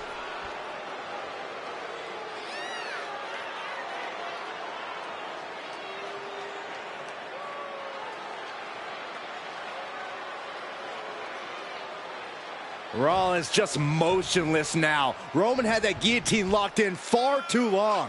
Well, the oxygen slowly circulating through Seth again, but I feel it's just a matter of time. The fun and games Rollins has been playing has pushed the Tribal Chief past his boiling point.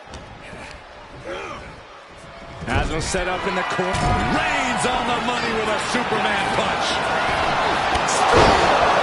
Perfect execution from the chair. And Reigns retains the title.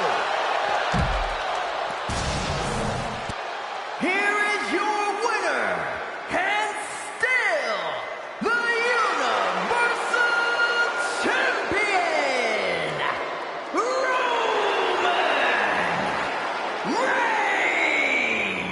Reigns. Roman Reigns has finally done it. Finally earned that title defense against Seth Rollins. Finally exorcised the ghost of the Shield. It looks like a huge weight has been lifted from the shoulders of the Tribal Chief. Roman may never forgive Rollins, but now he can forget him.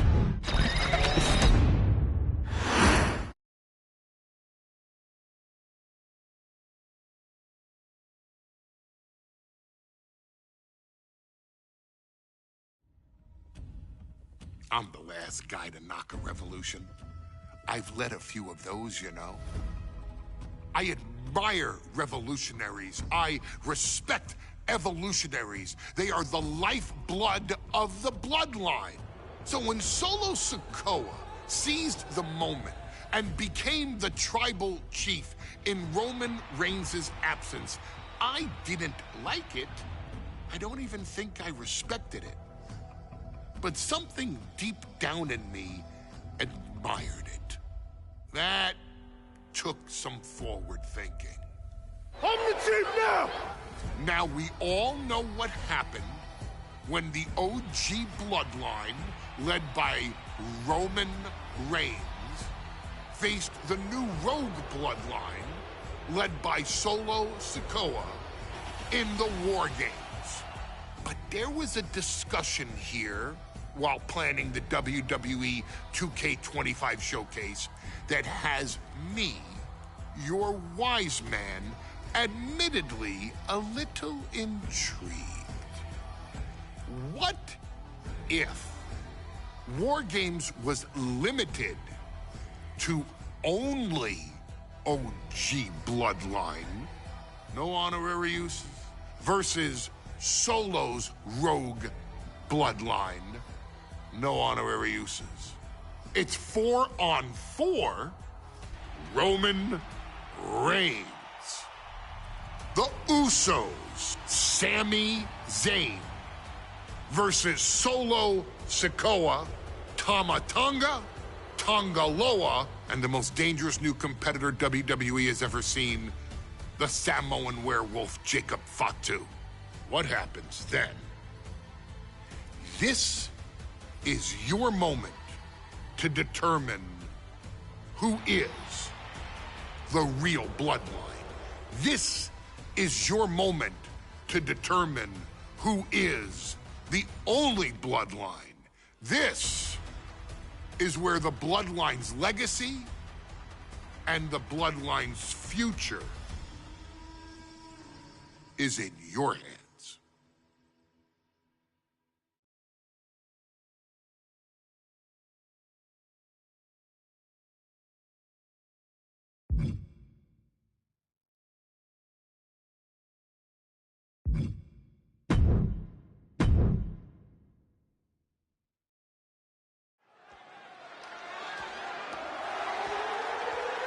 The following contest is the men's War Games match.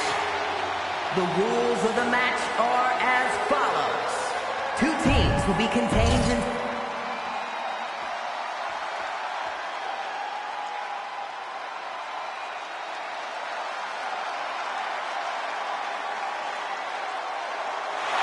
The Bloodline is in chaos. This wrestling dynasty is on the brink of collapse. This conflict goes far beyond acknowledgement, Michael. This man and the original Bloodline are fighting for their livelihood.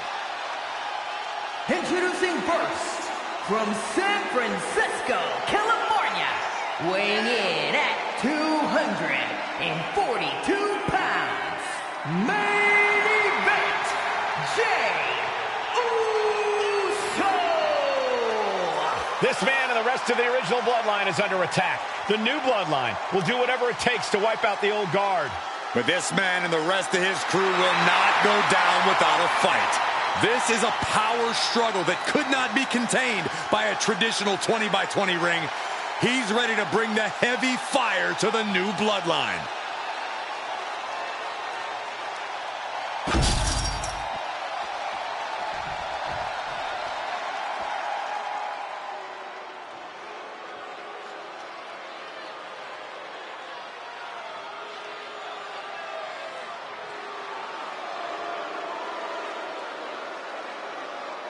The original Bloodline was created with the wisdom of the elders, but this man and the new Bloodline are destroying what was built.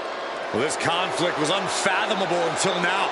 The new Bloodline is ready to hunt. And from Sacramento, California, weighing in at 285 pounds, the Samoan Werewolf, Jacob. The new Bloodline does not live by a code. They do not act with honor. This man says the OG Bloodline will suffer the consequences of their disloyalty. We are looking at a heavy hitter with pure malice in his eyes. And he's looking to make his name at the expense of the old guard of the Bloodline. The OG Bloodline have never faced a threat like this. The island of relevancy is no more. The OG Bloodline is fighting bloodthirsty savages who will feast on whatever they can. There will be no hesitation in pulling the trigger, and the OGs have got to match that ferocity. Here we go. First two combatants locked in the War Game structure. The original Bloodline versus the new Bloodline in the match beyond. The WWE Universe has wanted to see this war for some time, gentlemen. Roman and his old guard versus Solo and the new crew. So many questions. Can Roman's teammates put their past animosity aside? Can the rest of Solo's gang handle a match against competitors with more War Games experience? Well, Byron, I think we'll know the answer to all those questions just a matter of minutes. Got to be a bit tough for Jey to stand up amongst this team. Some close allies, but some enemies he's yet to forgive. We've seen the wars that Jey has waged with his cousin Roman, with his brother Jimmy, but he needs to put that aside tonight. And Jey has the title wins and big victories that earned him the main event moniker. But if he's the one to put away the new Bloodline, he will truly be the main event. Going for the home run from the middle row. Actually way up there. Samoan drop. An overbearing assault on Jacob now. Jacob's having trouble assessing the situation. And Jacob Fatu puts a quick stop to the momentum that was mounting against him. He's able to stop that onrush. Now looking to capitalize. 8 men in this war, but one seems to be fighting his own internal battle. That man, Jimmy Uso. He's currently on Team Roman, but this might be an instance of the enemy of my enemy is my friend. Well, Jimmy had clashes with Roman. He went to war with his brother Jey, but the men who put Jimmy on the shelf for months stand across the ring. Jimmy's out for every member of Solo's squad tonight, and he'll deal with the rest of his fractured family later. Before War Games officially starts, what do you guys think is the key to the old school Bloodline coming out on top? Every one of these men is a proven main eventer, Michael, but that won't be enough if they can't stay on the same page. Yeah, and given how united Solo's team is, I don't think even the Mount Rushmore of WWE can handle the new Bloodline. Roman and his crew need to remember what bonded them, what made their team Usi, and as a real team, just one last time. Just a mess of wood and flesh after that. Solo Sikoa's group at a decided disadvantage. His side is less experienced inside this structure. But look at how young and hungry Team Solo is. In particular, Tama Tonga is a real wild card. He's like a hyena locked in a cage with a bunch of raw meat. I even asked Tama backstage if he was looking forward to this match, and he just said to me, Great journalism there, Byron. Thanks, Michael. No! These are dangerous attacks on their own, but now the damage is exponentially multiplied. Mere seconds away from evening the odds in War Games. Jacob sidesteps that. Tonga Loa now entering the fray of Bloodline War Games.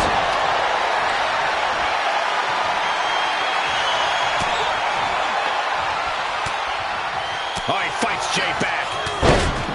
If there's one man here with the most to prove, it's got to be Tonga Loa. We've often seen that the man with the most to prove ends up being the difference maker in War Games. Many folks think Tonga Loa is just a foot soldier for Solo. But let's not forget, this man is the son of Haku. Just like his father, Tonga Loa truly excels in a brawl. And there's no bigger brawl than War Games.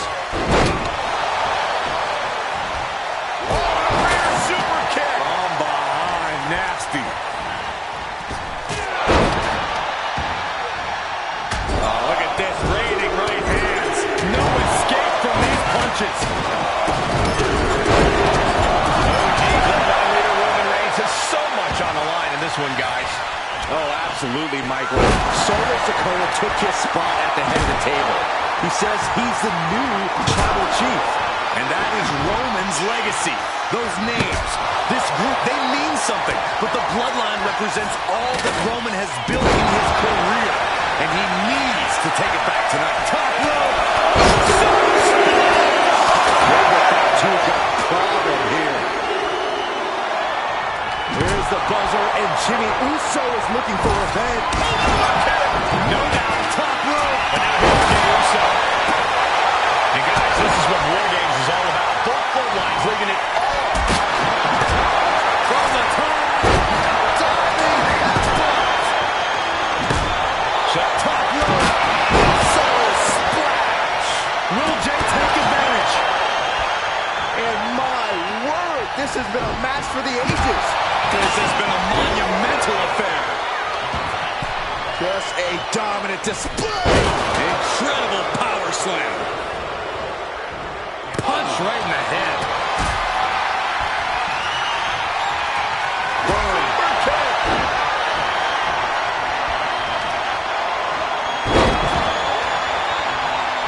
Kick right to the face.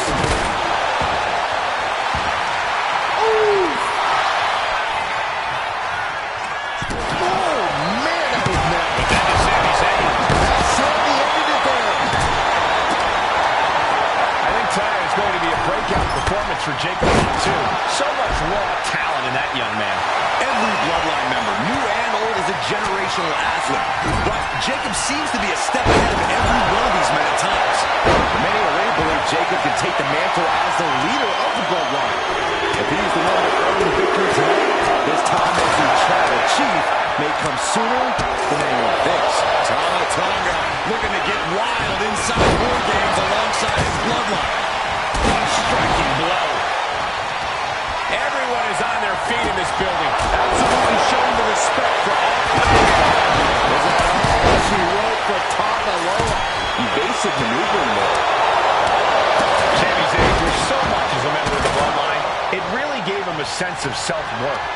Yeah, but part of that self-worth came from defying Roman, from defeating the Usos, which begs the question, and I wish there was a better way to phrase this. Is Sami Zayn still Usi? I think he is, Corey. Sammy seems unwilling to be fighting alongside Jay and Jimmy. Those are his dogs. From the top! He's in a bad way, but still has something left in the tank. Total disregard as he deposits him onto the metal platform. Boom! Rapid fire. Meanwhile, we have Sami Zayn. Is Zayn closing this out? Then connects from Sami Zayn. The core area really getting low. And the balance of power is about to shift with this upcoming entrant.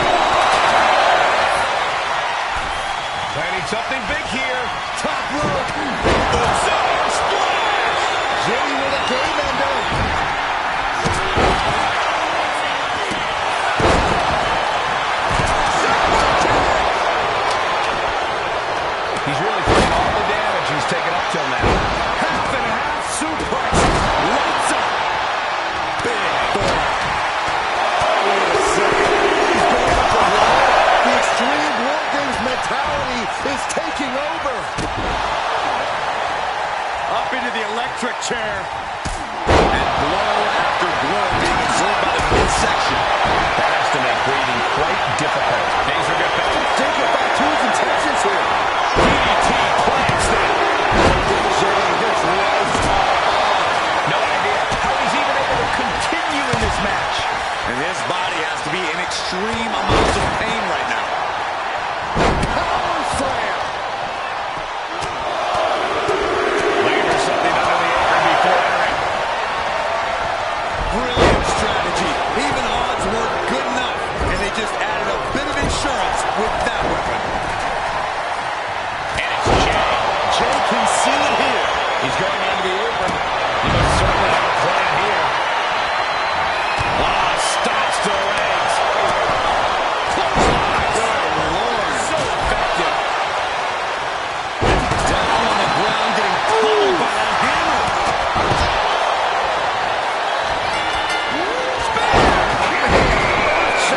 That could put Solo down for good. Oh, look at this. Just cranking it out. Jimmy might have just finished things.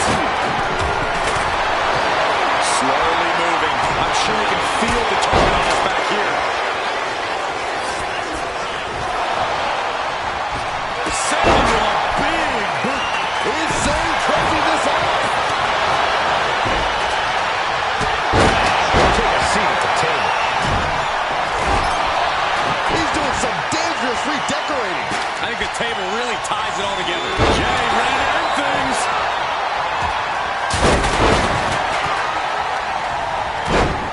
Nasty boot by Zayn. Zay has this wrapped up, unleashing a barrage on their opponent.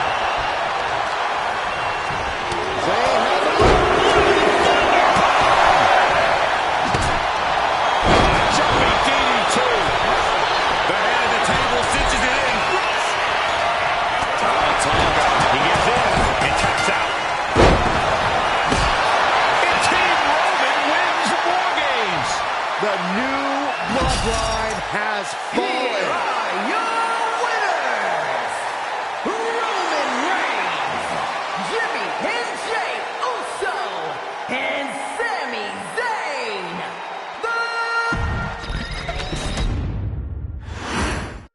Here we go. First two combatants locked in the War Game structure. The original Bloodline versus the new Bloodline in the match beyond. The WWE Universe has wanted to see this war for some time, gentlemen. Roman and his old guard versus Solo and the new crew. So many questions. Can Roman's teammates put their past animosity aside? Can the rest of Solo's gang handle a match against competitors with more War Games experience? Well, Byron, I think we'll know the answer to all those questions in just a matter of minutes. Gotta be a bit tough for Jay to stand up amongst this team. Some close allies, but some enemies he's yet to forgive. We've seen the wars that Jay has waged with his cousin Roman, with his brother Jimmy, but he needs to put that aside tonight. And Jay has the title wins and big victories that earned him the main event moniker. But if he's the one to put away the new Bloodline, he will truly be the main event of War Games. Jay is imposing his will. Jacob's being cut off at every pass. Got drilled with a devastating knee strike. And Jacob Fatu is having the fight brought right to him there. Jay doing whatever it takes there to protect his seat at the table. And Jacob Fatu puts a quick stop to the momentum that was mounting against him. Jacob got tired of being pushed around and wants to gain the advantage now. We've got a numbers advantage incoming as the countdown is about to run out. If there's one man here with the most to prove, it's got to be Tonga Loa. We've often seen that the man with the most to prove ends up being the difference maker in War Games. Many folks think Tonga Loa is just a foot soldier for Solo. But let's not forget, this man is the son of Haku.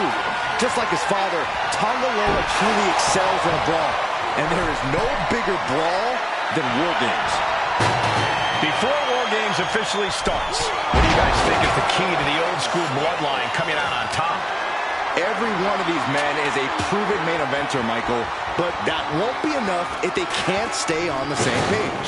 Yeah, and given how united Solo's team is, I don't think even the Mount Rushmore of WWE can handle the new Bloodline. Roman and his crew need to remember what bonded them, what made their team Uzi, and work as a real team. Just one last time. Lands the trash can. That'll leave a mark. We've seen that look before. Jay in position. Saw it coming. And counters it. I think tonight is going to be a breakout performance for Jacob Fatu. So much raw talent in that young man. Every Bloodline member, new and old, is a generational athlete. But Jacob seems to be a step ahead of every one of these men at times. Many already believe Jacob can take the mantle as the leader of the Bloodline. If he's the one to earn the victory tonight, his time as the tribal chief may come sooner than anyone thinks. Oh my gosh, what impact! Tom Morello now entering the fray of Bloodline War Games.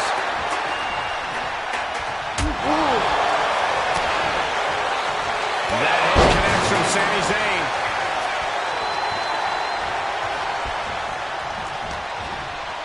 Oh, there's some gouging going on. Big right connects. Solo Sikoa, leader of the new Bloodline, has called himself the head of the table. Called himself tribal chief. And when he asked the WWE Universe to acknowledge him, we're hearing more and more of the crowd agree.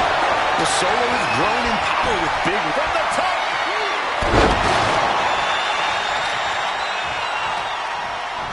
Caught with a clothesline.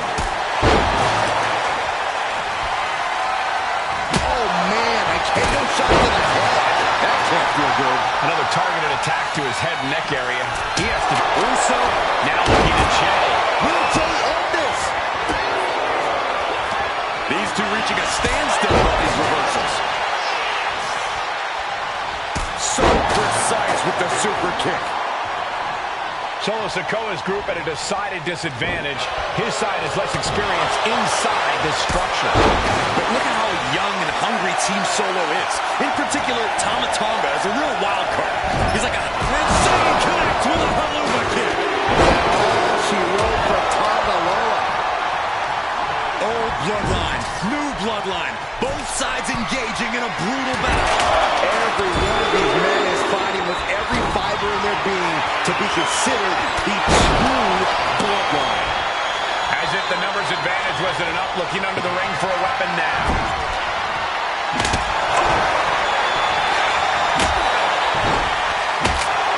OG Bloodline leader Roman Reigns has so much on the line in this one, guys.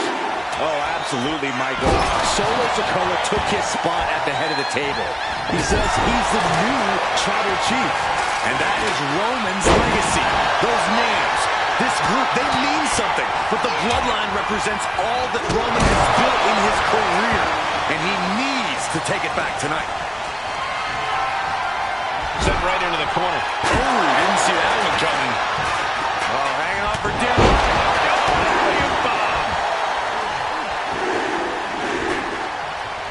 And Jey Uso having a little fun with another. A wicked kick to the lower back. Hey guys, this is what War Games is all about. Both Bloodlines leaving it. The old guard and new school trading their biggest shots in one of the most dangerous environments in all of Sky. Oh. Sami Zayn grew so much as a member of the Bloodline, it really gave him a sense of self-worth.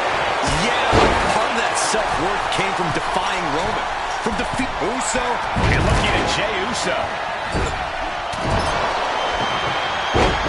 And they're not going to go into this one without a little backup in their corner. Oh boy, he is setting up the table, taking this to a whole other level. He's heading to the top turbo. Uso. Numbers about to be even, but not before he brings in a little backup from the outside.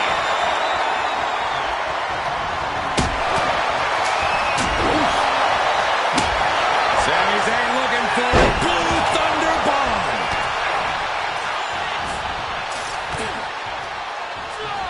Oh no, he's in the line of danger now.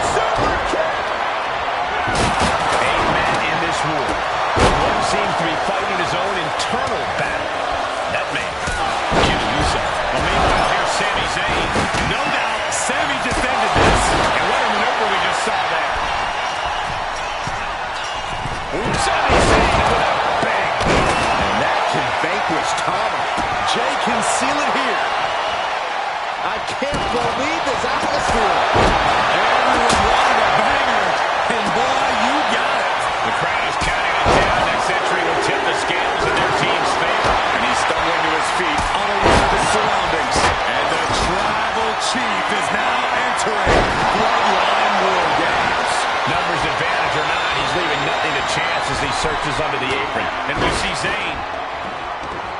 Oh, that hurt right to the kidney.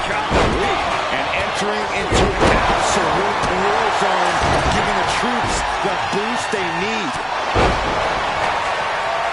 Like John Henry swinging the hammer like that. Jacob sidesteps that. From behind. Suplex. Kick to the body. That's a stiff shot to the right. Punch right in the head. Soul kick.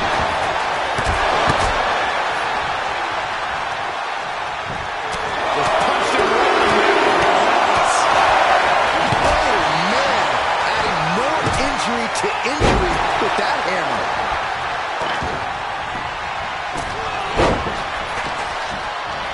That'll do some serious damage.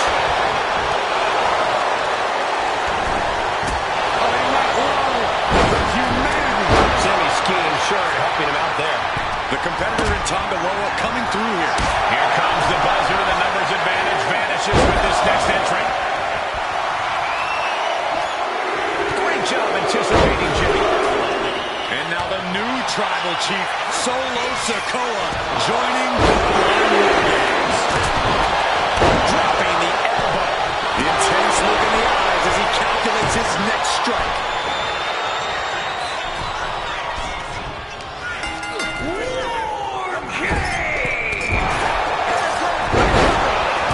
And the entrance of the... Let's take about two's intentions here. Down with a DDT. But meanwhile, Zayn Zayn has this wrapped up.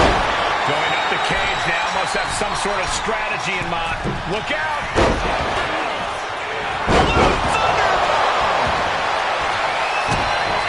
Climbing up the turnbuckle.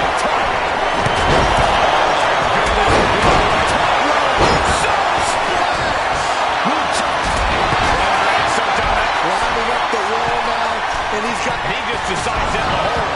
Wonder what he's thinking here. Climbing the cage. Honestly, not a great move. Uso and Jimmy Uso escaped out of that attack.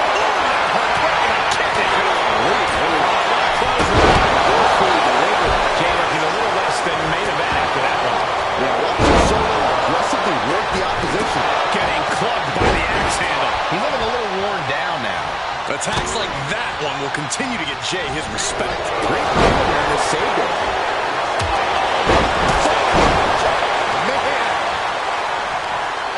Talk about rocking the jaw. Solo reverses and looks to capitalize.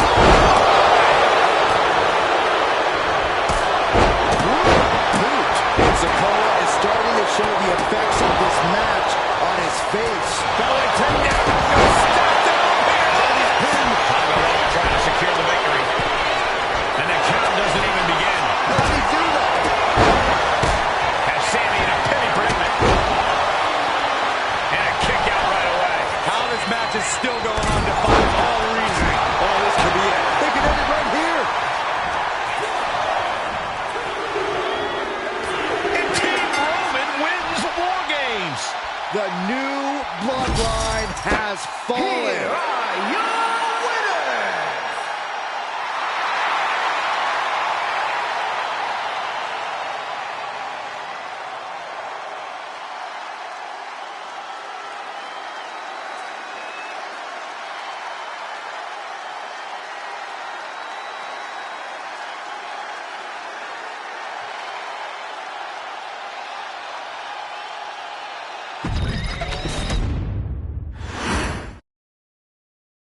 Okay, a little bit out of character for your wise man, but that was a little bit difficult for me to watch.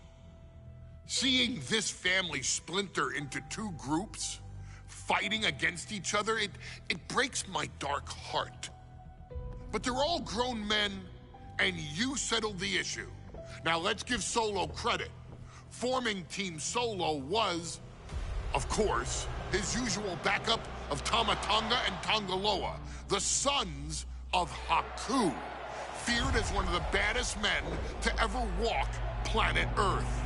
Along with them, the Samoan werewolf, Jacob Fatu, son of Tama, also known as TK All Day, the Tonga Kid, another fearsome competitor from WWE's golden era. But did you know that Haku and Tama once comprised one of WWE's most impressive tag teams? Haku had been considered family by the Dynasty for years on end, and his teaming with Tama, brother of Rikishi, solidified this for eternity. The Islanders were a formidable test for any tag team in WWE in the late 1980s, competing against teams like the Hart Foundation and the British Bulldogs. Initially fan favorites, the two would embrace a more hard-nosed approach and even teamed up with WWE Hall of Famer Bobby the Brain Heenan, finding even more success. The team flawlessly merged aerial excellence, martial arts mastery, and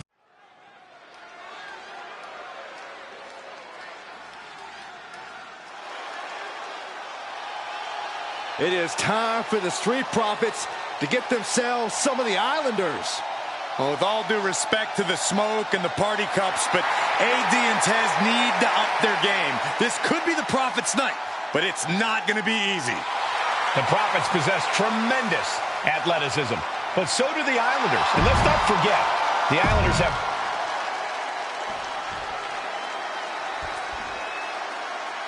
The Street Profits had better be ready for what's coming. Tez and Dawkins have to be ready to deal with any shortcut the Islanders can find. And their opponents, accompanied by Bobby Heenan, and a combined weight of 499 pounds, Tama and Haku, the Islanders.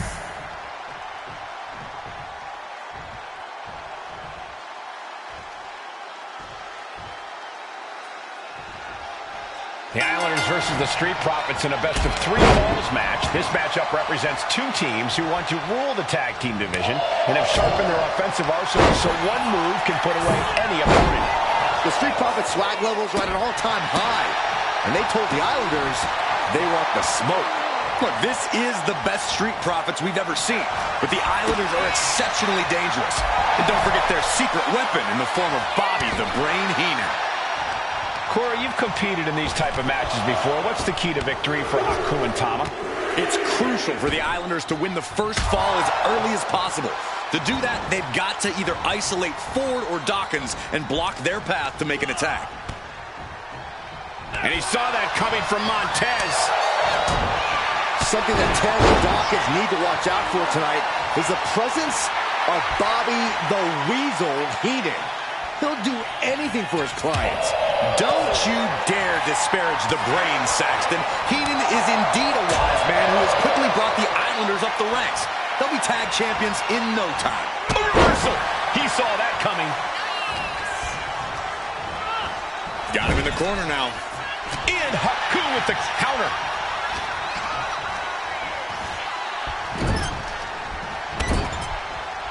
Oh, Skullbones! Shoulders down here! He can do it here. Kicks out at just one. it'll take more than that to hold him down. So many accolades for Dawkins and Ford. Triple Crown Tag Team Champions, multiple WrestleMania wins. This win could be another major feather in their caps. It could be, but for the Islanders, all of those accolades are motivation. Haku and Tama know they're the best tag team around, so they want to knock off the Profits and prove it. Then maybe they'll get the respect they rightfully deserve. Oh, that jaw getting rattled. Boom, what a punch.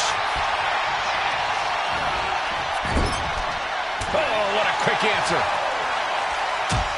There's return fire on Tama. Super kick. Gosh.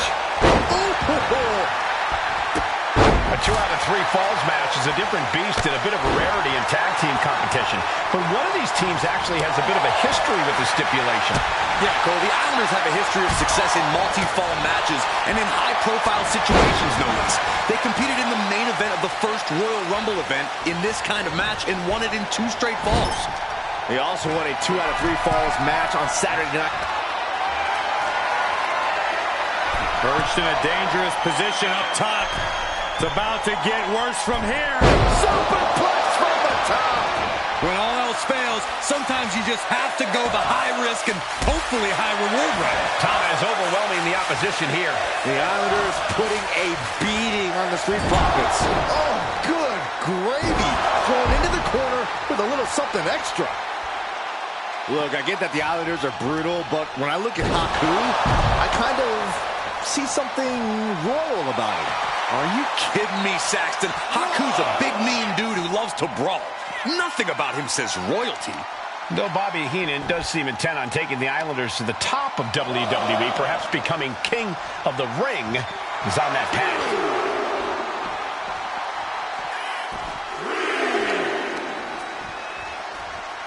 Oh, down by the DDT. Oh, what a clothesline.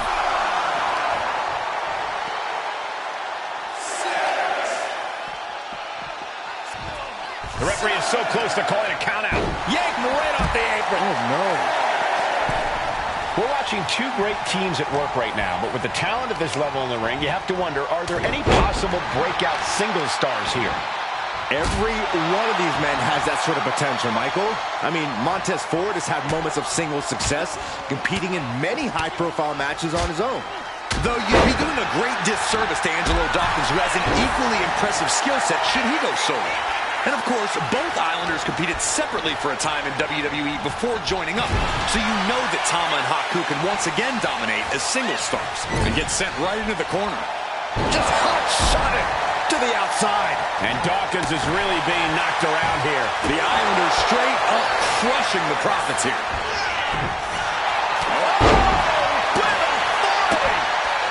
Strikes with a kick.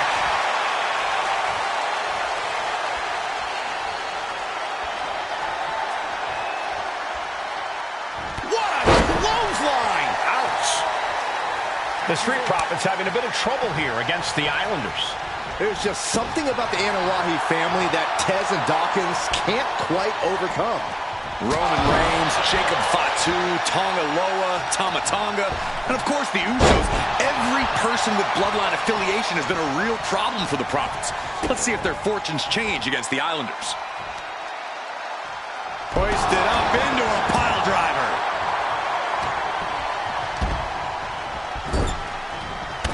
Hip attack, what impact. What could Haku be looking for? From the heavens, big time splash.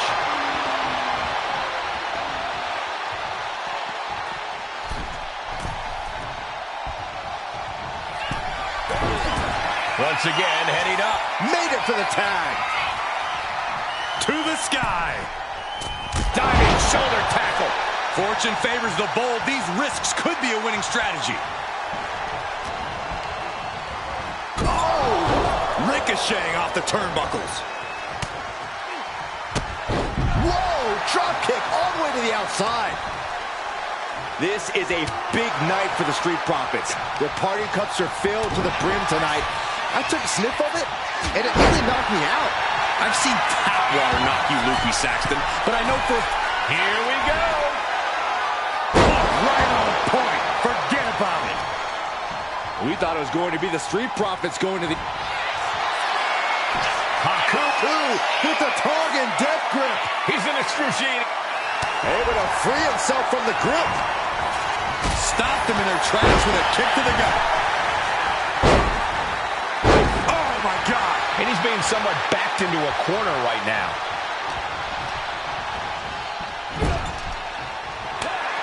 The Islanders make the tag. Haku and Tama planning something big here. Savant kick drops their opponent. And the Islanders just sent the Profits up in smoke. And he secures a fall here. Vicious right forearm. I'm glad the Islanders are able to compete tonight. I was worried they'd have to serve another suspension. Oh, what a phony charge that was. Even the Islanders did an amazing job as dog sitters, and they got punished for it. Then again, the corrupt president who handed out that suspension also vacated the WWE Championship for no good reason. Yeah, Corey, there's just too many things to correct you on there. My God, the Islanders continuing the assault. The Street Profits just don't know the word quit. This is not just about winning. This is about taking over.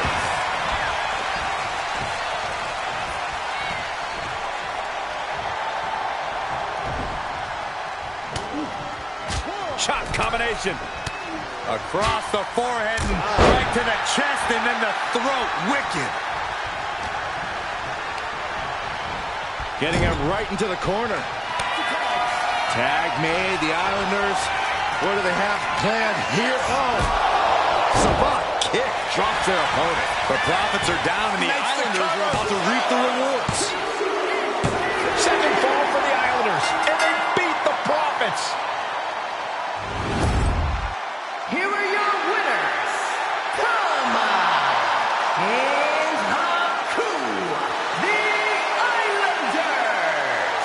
What a matchup. The Islanders met the Street Profits at every turn in the air and the ground. This loss is going to hurt Dawkins and Ford for a long time. Look, we saw tremendous tag teams do what they do best, but only one could win.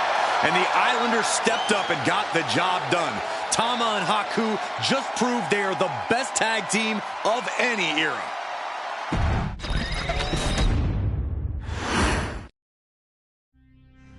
Ladies and gentlemen, I don't have the words to convey how proud I am to have been part of this historic showcase. Having worked alongside this family, this bloodline, for so many decades, reliving moments that I got to experience firsthand has been a privilege of the highest order. Introducing you to WWE legends that I hold in such high esteem, and also spotlighting the modern day greatness their descendants have provided you in recent years, all to pay tribute to the greatest wrestling family I have ever known, has truly been my privilege. To be successful in this industry is a 1 in a billion chance. To see one bloodline continuously pump out superstar after superstar, champion after champion, generation after generation, is a testament not only to the skills they possess, but also to the work they put in to become absolute masters of their craft. And it cannot be stated any other way. This dynasty, this family, this bloodline has mastered every single solitary aspect of professional wrestling. And by reliving their magnificent history, you've begun your path of mastery as well. You've conquered former champions, righted some very egregious historical wrongs, survived war games, and even settled the question as to who the true tribal chief really is. You've unlocked WWE legends who are now ready to unleash their special brand of offense on current WWE superstars who didn't think they'd ever have to face these classic competitors like Haku or the Wild Samoans. It wasn't easy, and you definitely had to get a little oozy along the way. But you showed that bloodline spirit and determination, and now you stand at the top of the mountain. On behalf of WWE and the 2K families, we all thank you so very much for playing. And on behalf of every fan of this beautiful performance art known as professional wrestling, we thank you, the Anawai, Fatu, and Maivia clans, for decades of entertainment and generations of pure brilliance, for creating greatness with your hard work and sharing it with all of us so freely. Before we go, we do have one last surprise for you at home. Now that you've showcased your skills and earned a spot as an honorary Uso, it's time for you to choose who rules your WWE Universe as the Tribal Chief.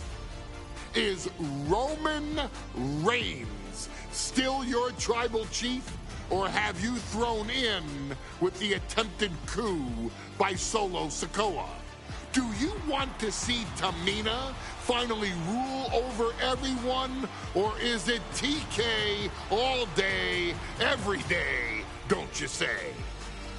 Regardless of who you choose, you've earned the right to acknowledge your Tribal Chief.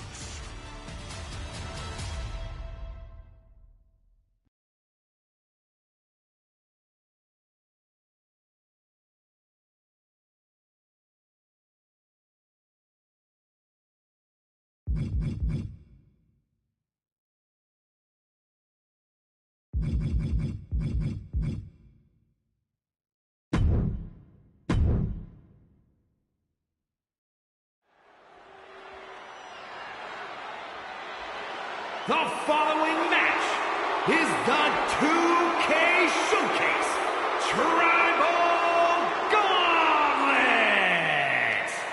The winner of this match will be acknowledged as your Tribal Chief. The rules of the match are... The Bloodline Gauntlet match begins here, gentlemen, with our first entrant. A superstar with a daunting challenge ahead.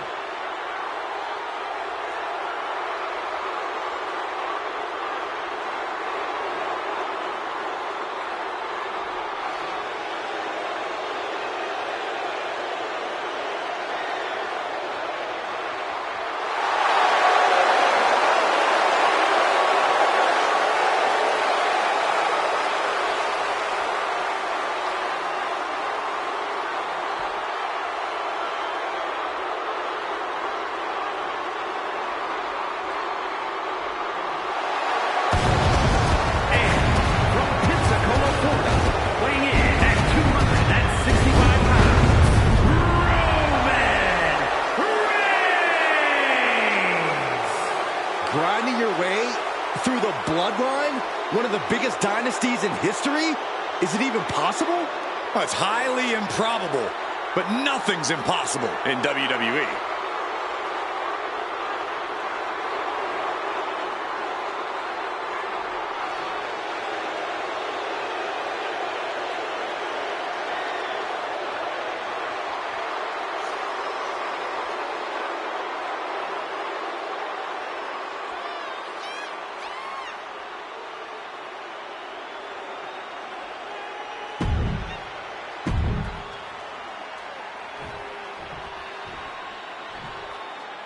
Wow.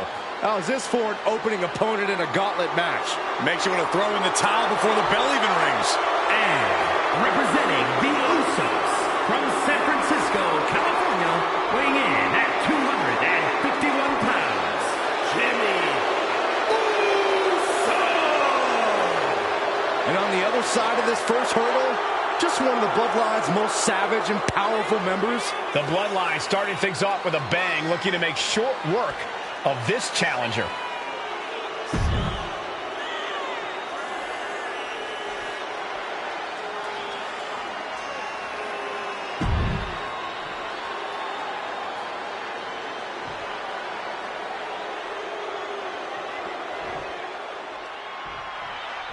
History being made right here. The most prestigious family in the history of our business is at war with one of their own members, and tonight will be a battle to set order to the entire Bloodline.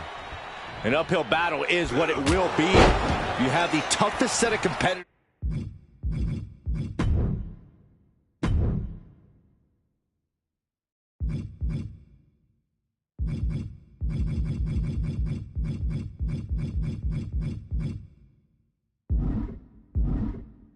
Trying to dash your dreams of being recognized as the head of the table.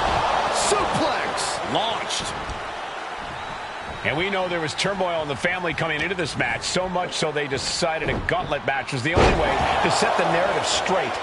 Let's call it what it is, Michael. The family wants to put this member in their place, wants to bring them down a peg. To me, tonight reads more like punishment for having ambition. Jimmy Uso with a well-timed shot. Oh, a kick to the face. Oh, my God.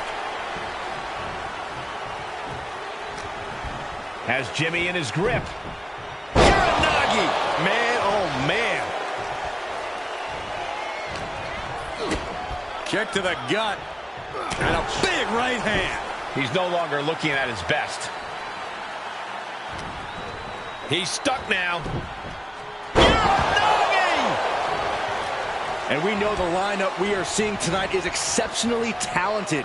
Each one is capable of taking anybody to their breaking point. Yeah, but I think our prime challenger has a chip on their shoulder.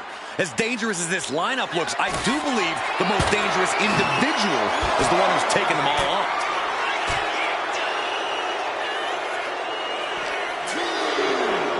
Uh-oh, guys. We should probably take a step back here. Oh, God. These superstars are ready to take this fight wherever it wants to go. Even he shoves him onto the announce table, looking to end this in spectacular fashion. How an answer for Reigns.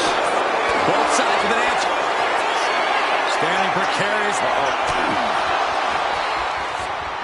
And Jimmy able to reverse that. We can see a count out here. Going to the top rope. What's his play? On the top. Double axe handle connects. Jimmy's looking helpless to every attack. Jimmy here in a disheartening position. Going head to head, putting each other to the test. Ooh. Back and forth, neither one giving up any ground. So much pride, so much resiliency on display. They are emptying their tanks, going back and forth like this. Punch connects. He's finding himself in some territory he does not want to be in. A gauntlet match is such a fitting stipulation for tonight, Corey. It's almost a tribal trial by fire. Oh, look at this. Shoulders down. Reverses the pin attempt. And he doesn't let the pin last long at all. He is going to take this match as long and as far as he needs to. Boom! Good defense from him.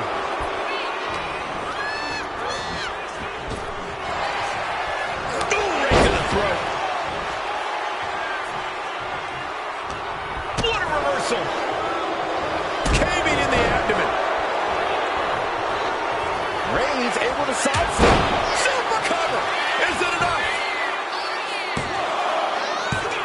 And still in this. What do you have to do to put this guy away? Just punched him right in the mouth. Relentless. Right in the face. My God. What a spear by Reigns. Terrible position for Jimmy. Is it enough? The cover! Not from Jimmy trying, but Jimmy Uso's been eliminated in this gauntlet. I'm so caught up I forgot where the hell we are in the entry list. Trust me, many more battles await. Gauntlet time for Rocky Maivia. Here we go.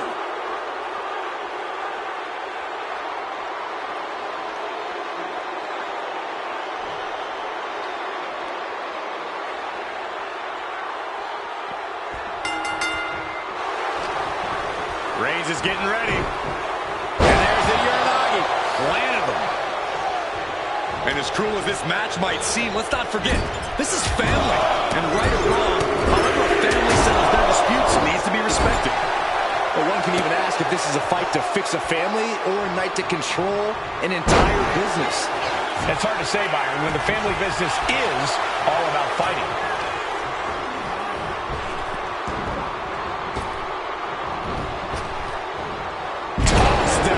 I've seen Saxton thrown out of a few local bars like that before. Oh, please don't remind me, Corey. Ooh, that might have just broken something. What are we going to see here? Wow, crush a hamstring. And let's not lose the reason for this match, the right, no, the honor to have sole possession of the seat that stands at the head of the table. Well, if you could survive tonight, you will be at the top of the mountain, casting an enormous shadow over every possible challenger. I'm already intimidated thinking about the Ulafala adorned around this superstar's shoulders. Schoolboy takedown. Oh, no, wait a minute. No muss, no fuss on that delivery. Someone clearly doesn't want this match to go on much longer than it has to. Switched it up and hit the DDT. Miami gets stonewalled.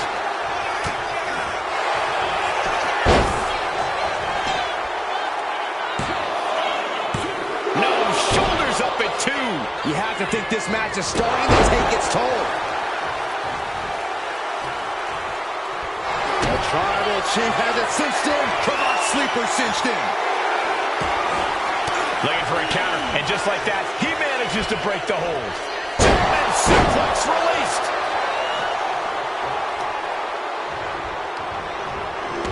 Reigns turns that around. Bam!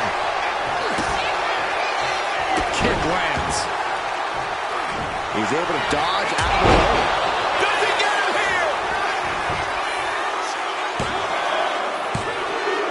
Yes, Rocky Maivia has been eliminated. Time to hit the showers. Here we go. This is how you do a gauntlet match. One down, more to go.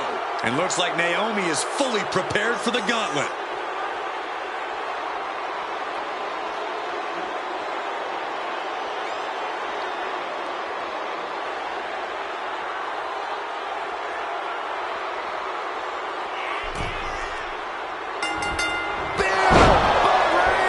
Reigns put his stamp on this one.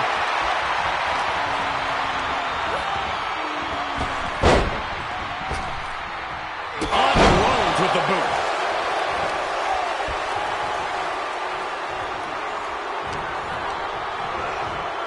Oh, man, thrown with such force. The whole ring is rattling. Oh, my God, what a kick.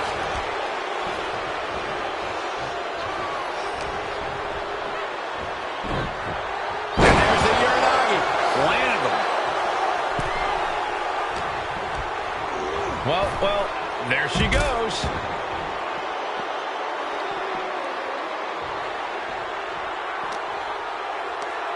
Schoolboy pinning combination. Oh, maybe not. Sit-out powerbomb. That was one of those power bombs that would shorten someone's career. Sit-out power bomb. Reigns really having his way right here. Overwhelming attacks for Roman now. Boom!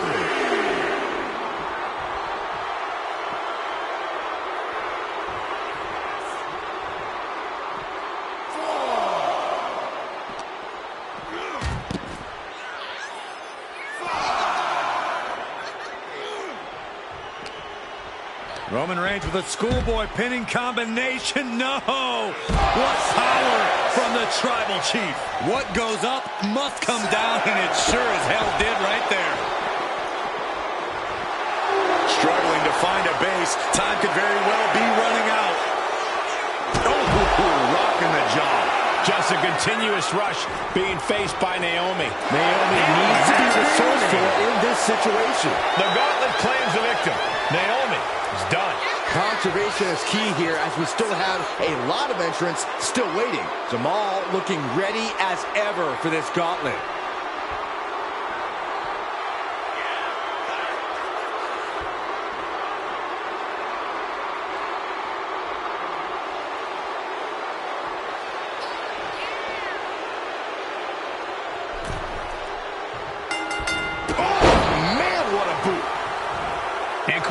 The family pride on the line tonight. Everyone in WWE is watching, wanting to know this challenge can be conquered. And think about the bragging rights. If you run through the gauntlet of one of the most prestigious families in all of wrestling, you will automatically be considered the toughest badass walking this earth. And he is directed into the corner.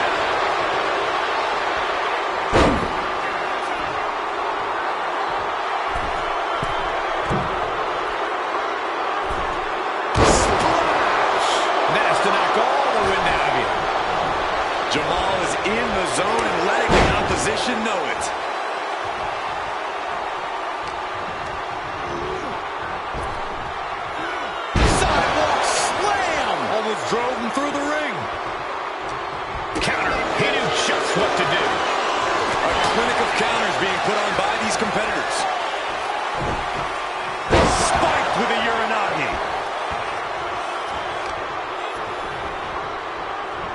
They're feeding off the WWE fans, now pinning the arm down and delivering nasty stomps. You have to imagine the disdain it takes to repeatedly stomp someone like that. Now positioned out of the top rope. This superstar promised a win at any cost. We are seeing just how far they're willing to go. Avalanche Samoan drop. That's a walk-off. Every single bone in your body has to be aching after that. You essentially just fell off a cliff. Reigns establishing the upper hand. Roman seems tapped into his endless reserve of strength. Anticipated that. Jamal getting the crowd riled up now. Vicious right forward. And that blow has been wavering. Ooh, sharp kick. Ooh.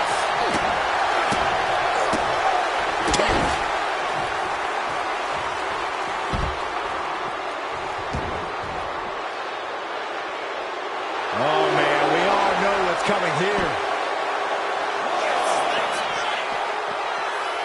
Jamal keeps him at bay.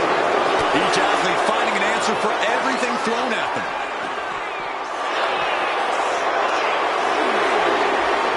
And back elbow creates separation. Nasty kick to the face. Jamal just getting knocked around. Jamal is being worked on heavily. And this has been one of the most grueling matches we've ever witnessed. This had all the makings of a legendary fight, and it's delivered. Picture-perfect example for when you just want to put someone down with authority.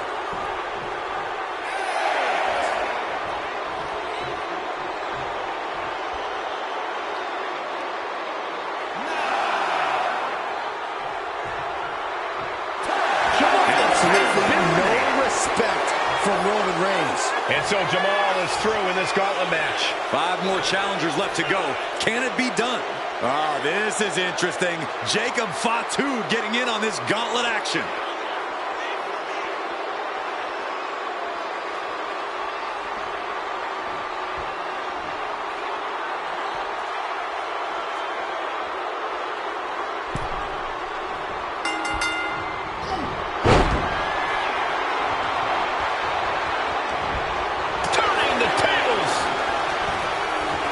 Suplex, no!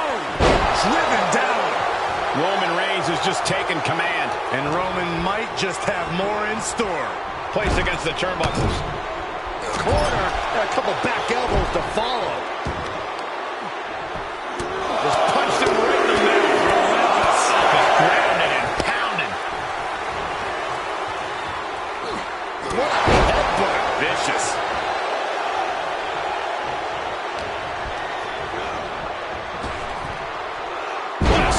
Slam. What's he about to do? Uranagi. Man, oh man. He's taking a bit of damage from these blows. Yeah, Reigns came looking to prove his dominance, and he's doing just that right now. A consistent attack being mounted on Jacob Fatu. Jacob's having trouble assessing the situation. Goodness gracious. Each of those boots seem to get heavier with each blow. Cancel out Reigns. Nice takedown, stacked for the pin. Raising the arm before one. Don't know how he can't get more than a 1 count at this point.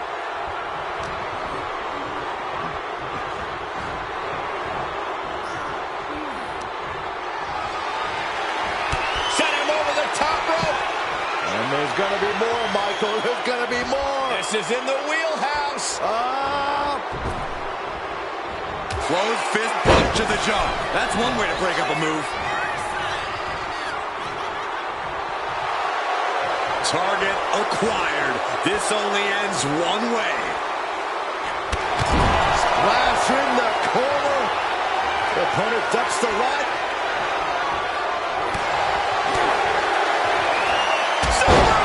He thinks he has it. And he fights it off. There's some shock in the arena after that kick out.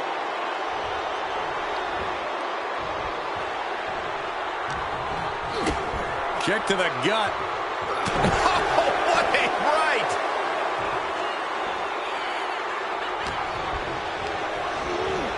Placed him in the corner here. Oh, look at this, raining right hands. No escape from these punches. Kick to the stomach puts an end to that.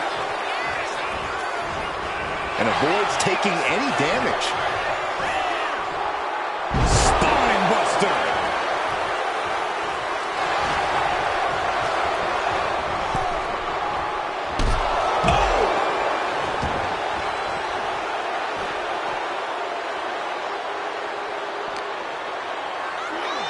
I think it's time to clear out.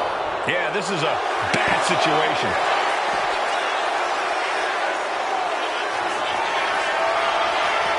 Uh-oh.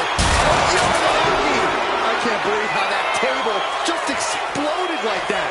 With that sheer force of impact, I'm surprised they didn't go through the floor. The entire WWE Universe is on their feet. An absolute barn burner. It's all over for Jacob Fatu. No match for the gauntlet. That's an elimination, but this isn't the end of the road. We still have 4 more entrants to go. Next into the gauntlet, we've got the one and only Tonga Loa.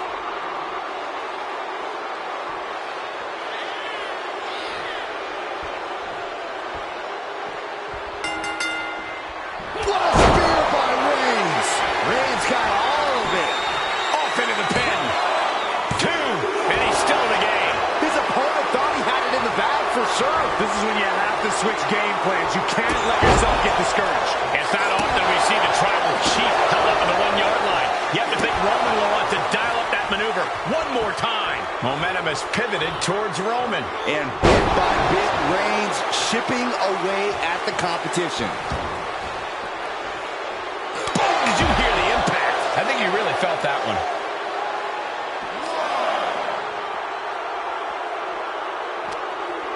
He cinches Tonga Loa in. Uranagi! Man, oh man. Tonga Loa being neutralized there. Roman not backing down at all. Oh, he slammed his face right into the barricade. Just getting bounced off the ring post. Oh, he's got him by the leg. Oh, goodness. Jam your leg in a bad way. Tonga Loa in a bit of danger. Tonga Loa has to trust his instincts at this point. What a boot. Oh, man.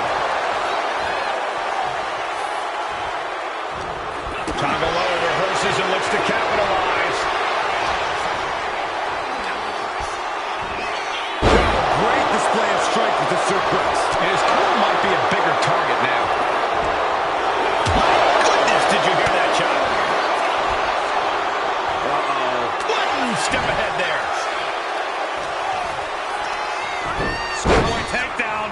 Oh, no, wait a minute. Sit-out powerbomb. And into the count. 2. And he kicks out at 2. You have to think this battle is starting to weigh down on him. Nap time on the island of relevancy. He is struggling to find an escape, but to no avail. Looking to get out of this, and yes, able to slip out of the hold. Stops that offense from connecting. Oh, we just see a tooth fly out.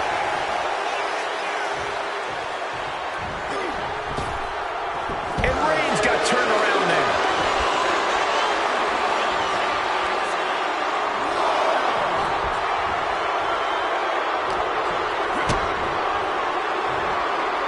Big counter from Reigns.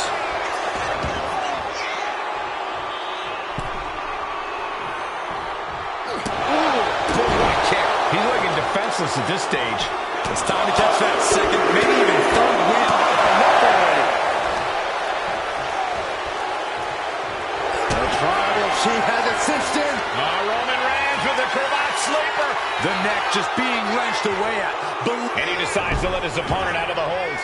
Might have. Oh, he got him. Is he going to lock this in? Targeting the shoulder. Escape and a takedown.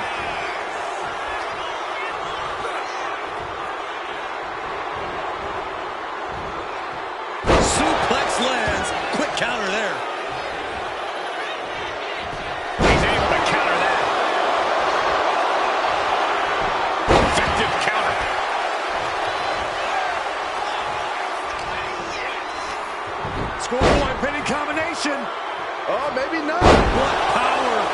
the Tribal Chief.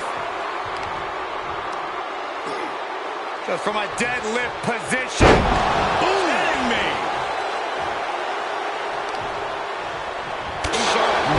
Unparalleled intensity from Roman Reigns. Reigns is picking up steam. Waiting to strike. Brace for impact. Tribal Chief has it cinched in. There's a cravat. Sleep. So much for the submission hold. He just lets go. His grip strength might have run out. Rising up on spaghetti legs. This is not where you want to be. Reigns unleashed. This could do it. There it is. Tom Malone is out of this match. Out they go, but we still have 3 more superstars chomping at the bit to win this gauntlet match. And here's the next opponent. You know Fatu's come to the gauntlet with a plan.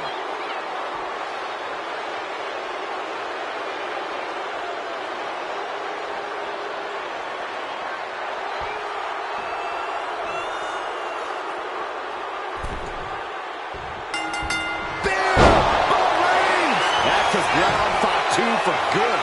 Goes into the pin. There's 2. And they're still in this. Unreal. Unreal to kick out there.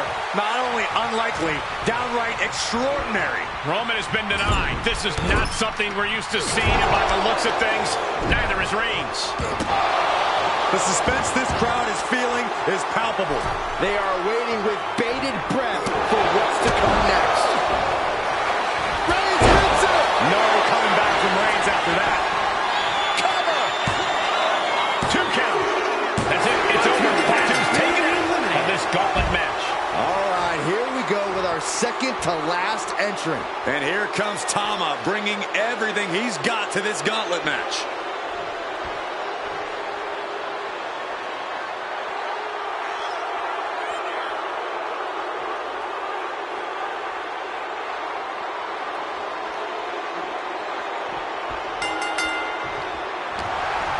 He left an opening. And there's the Uranagi. Landed them. Tama is really falling behind. This is a good job of keeping Tama in check. Hard into the corner.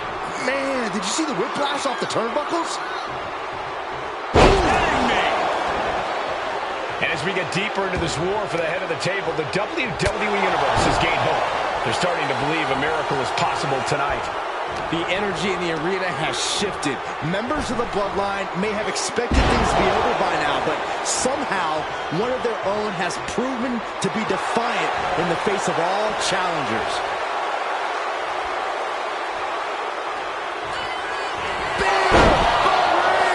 It's do or die for Tama. Cover! 2. Well, Tama has been eliminated. Only 2 competitors left now in this gauntlet. Who's going to get the glory? Here's Yokozuna, ready to shake things up in this gauntlet.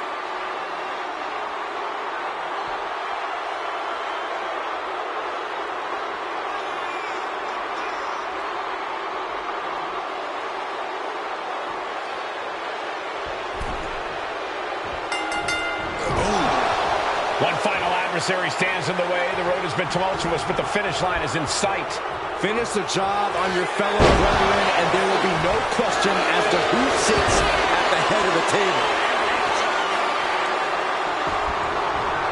Roman cannot be stopped here. Overwhelming attacks for Roman now.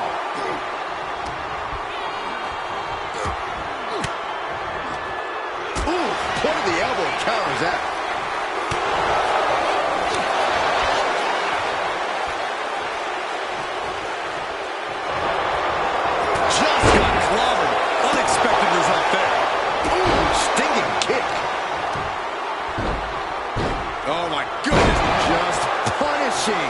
Their opponent.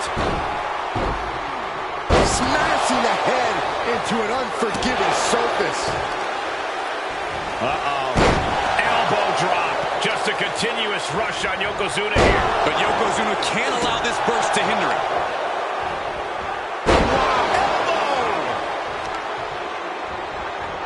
Elbow lands hard. His mind is turning. Might be close to the end. The shoulders are down. And they kick out at 2. Wow. Manages to slip out of the way. Right to the kidneys from behind. Headbutt to the back of the neck. Roman being the aggressor. Reigns is picking up steam. Just like that, Roman gets stopped. Julie reverses.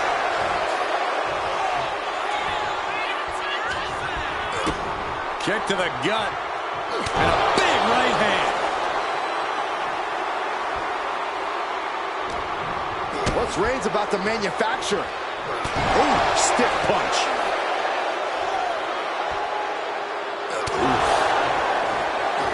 What a headbutt. Vicious.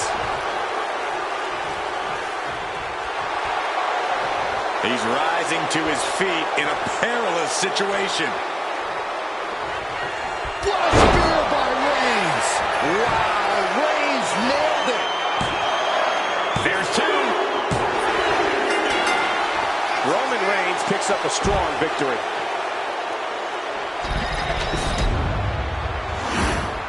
The winner of this match, and officially, your Tribal Chief, Roman Reigns! The battlefield was laid out. The gauntlet was fierce. Pain will live tomorrow. Scars will remain for life. But in this family, you will rule your own kin from a seat at the head of the table.